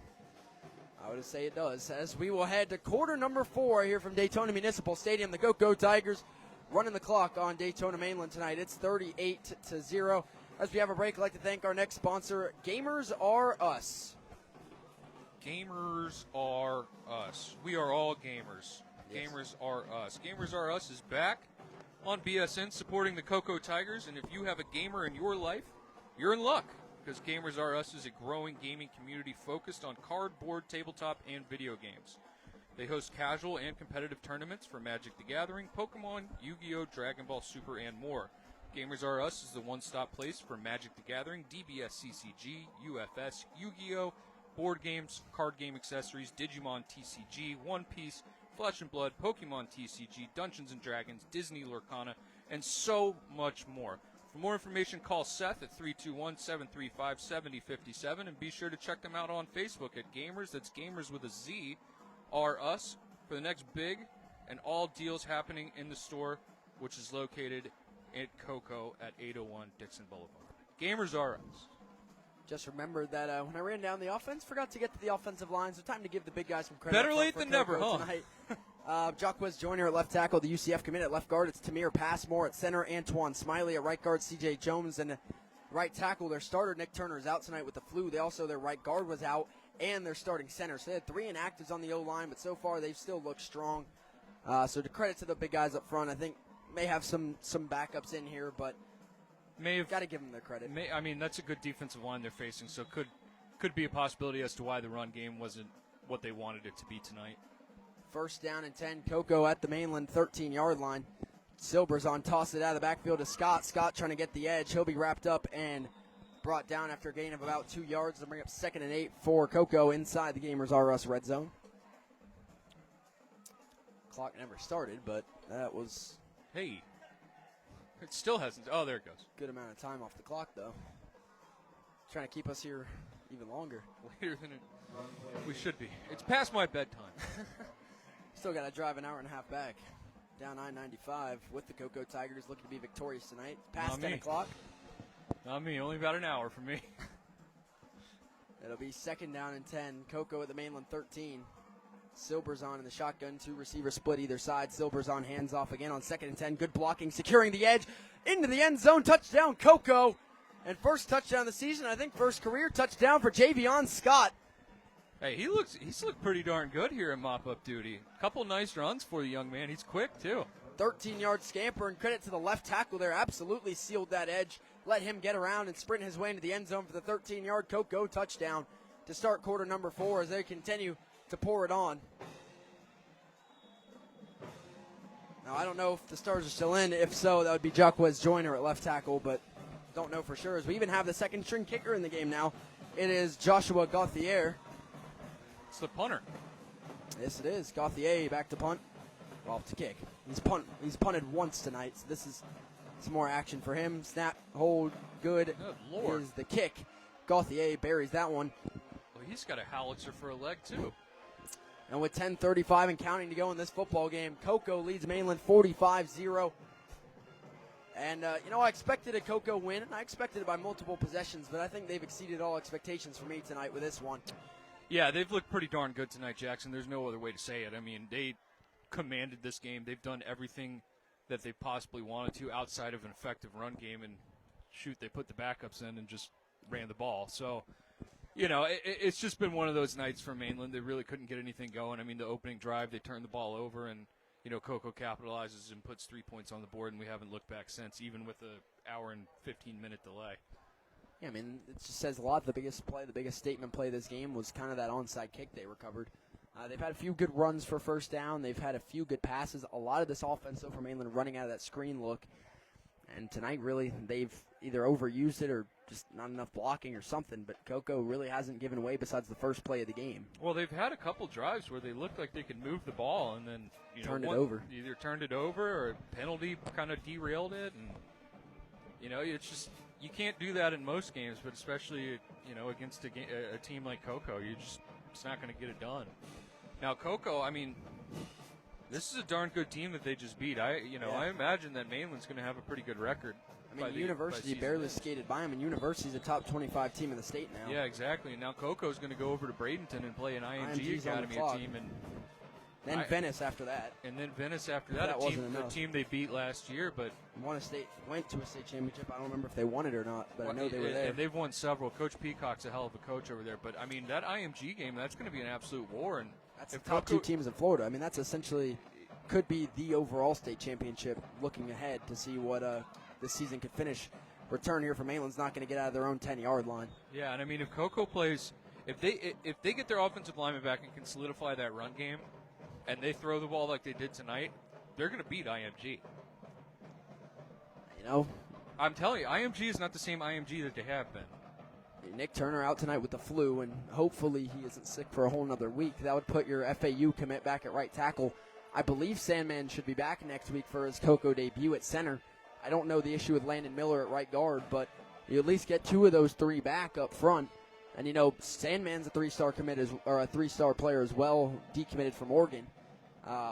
So those are 2 3-star offensive linemen that you don't have in the game. So I mean, that makes a difference, especially when you've got a UCF commit playing nose tackle. Yeah. You want your 3-star center to be in the game. Yeah. Get some looks against a guy that he may be seeing in college. Certainly. First down and 10. Mainland stuck at their own 7-yard line. Can't tell if that's a new quarterback or not. I believe it is. It looks like they've subbed in their backups. First down handoff up the middle, breaking through the D-line, getting stopped by the linebackers there.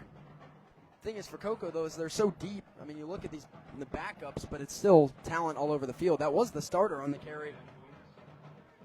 Edward Williams for a solid gain of about 6 yards. It'll be 2nd and 4 for Mainland at their own 13.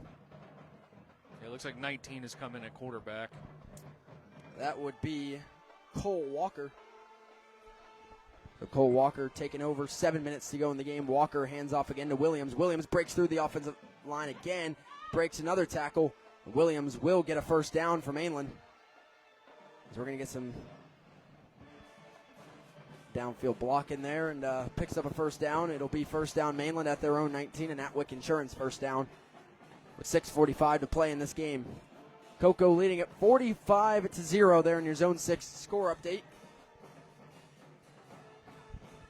First down and 10. Mainland at their own 19. Long way to go. Biggest goal of this drive, get the goose egg off the scoreboard.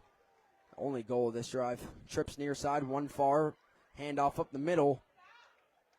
And still carrying defenders. Still haven't whistled it dead here. Finally, whistles come in. And that'll only be a gain of about a yard. It'll bring up 2nd and 9 for Mainland at their own 21. On the run there. Couldn't see the back as he ran right into, I think it was Williams again, as he ran right into a pile. Yeah, I think I said it earlier. Williams pretty good looking back in his own right. I mean, hasn't really had an opportunity to get going today, but a couple nice runs here on this drive. He's listed as an athlete on the roster, so not just a running back. Trips near side, one far for Mainland. Williams off the field here for 2nd down and 8 for Mainland at their own 22. 5:44 and counting to go in this one. Parker hands off again up the middle, and this one going to go absolutely nowhere as Coco flies in on that ball, makes a good stop. It'll be 3rd down, Mainland. 3rd down and 8 at their own 22. This will be a tough start to the season for Mainland as they'll fall to 0-2 after this one under Coach Bell, and they got definitely a winnable game next week against, I believe it's Flagler Palm Coast.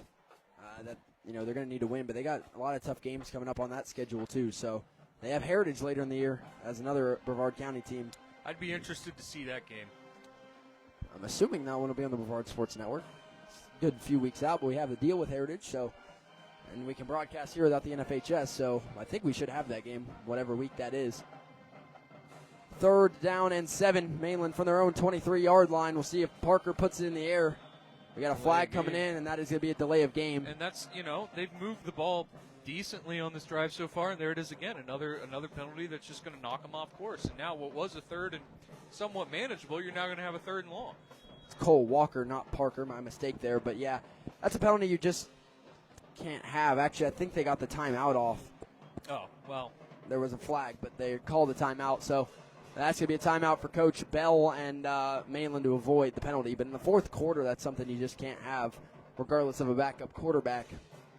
Clock stops with exactly 4.5 minutes to go in this one here at Daytona Stadium, home of Bethune-Cookman as well as Mainland, Seabreeze, and Atlantic.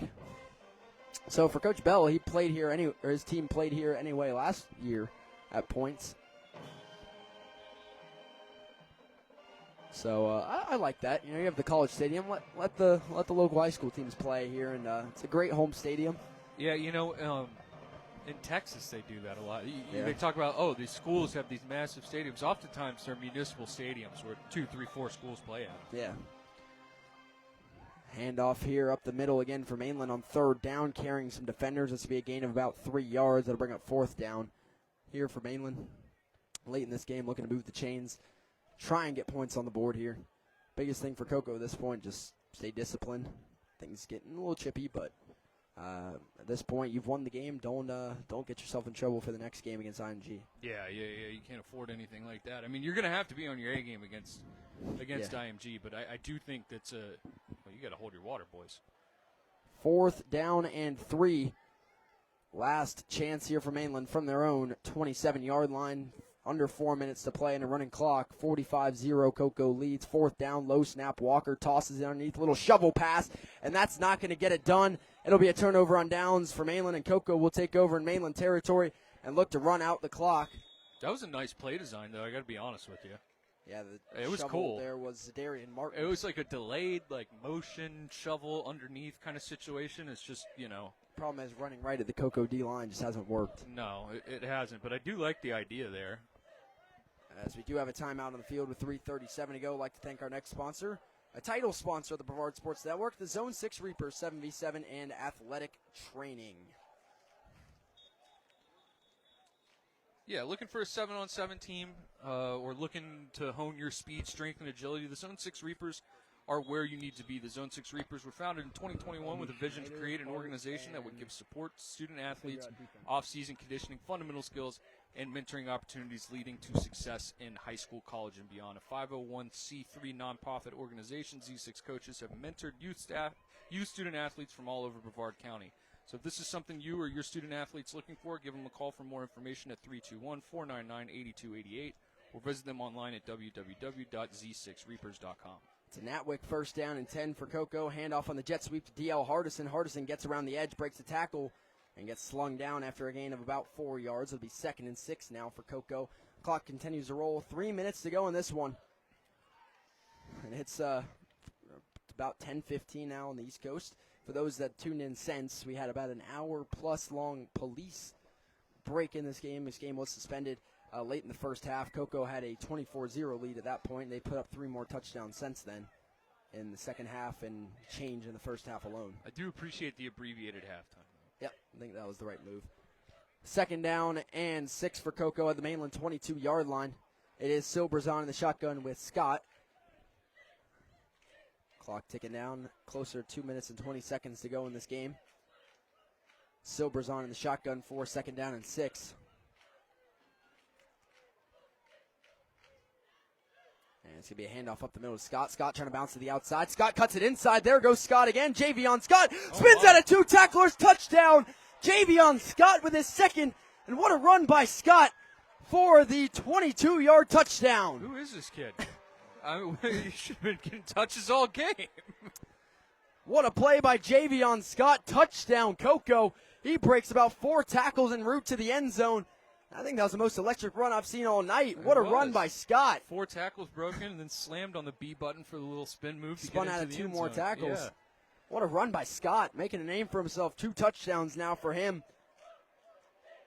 Coco's got to figure out their running back room now because you got Malachi Coney, you got Latrissa Lane, and now Javion Scott, which I think they deserve some looks for that play was starting dead touches. to rights, too, right there at the beginning, and he made something happen. I mean, that's 2 very nice runs for touchdowns we've seen out of the young man. Joshua Gauthier, the extra point, bangs it through again.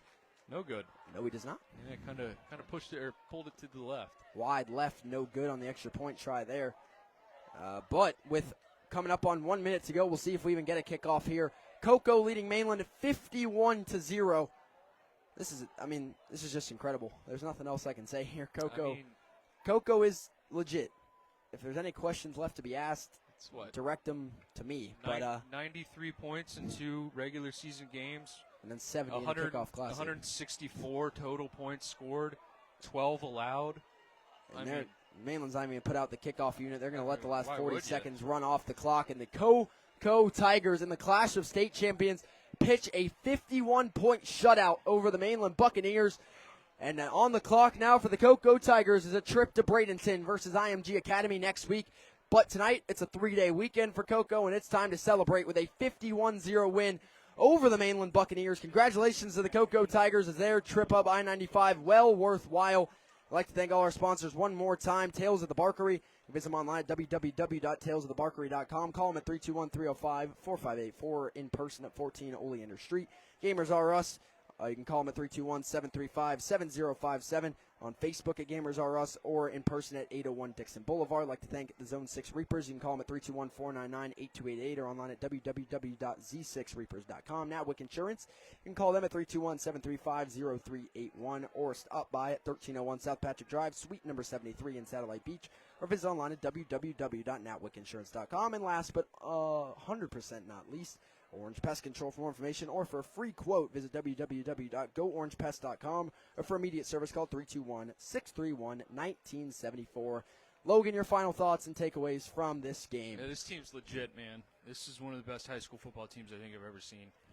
And that's really all I got to say. What more can you say? Next week it is IMG Academy for the Cocoa Tigers as they will make the trip over to Bradenton. But for now, it's a 51-0 win over Daytona Mainland. The Tigers are 2-0. And with that, have a good 3-day weekend, everybody. And thanks for watching. Tomorrow morning, we will have youth football on the Brevard Sports Network. And tonight, we will still have the post-game show coming up with Alan Zlotowski. And he will break down all the finals as myself, Caleb Brown, and Logan still making our way back from Daytona. But still keep it tuned to the Brevard Sports Network all night. Thanks, everyone, for waiting and watching throughout this whole game. For Logan Pettit, for Caleb Brown, for the Daytona Mainland Buccaneers and the Cocoa Tigers, I'm Jackson Robb for the Brevard Sports Network. Final score, Cocoa 51, Mainland 0. And thanks for watching this broadcast on the Brevard Sports Network, powered by Natwick Insurance and the Zone 6 Reapers.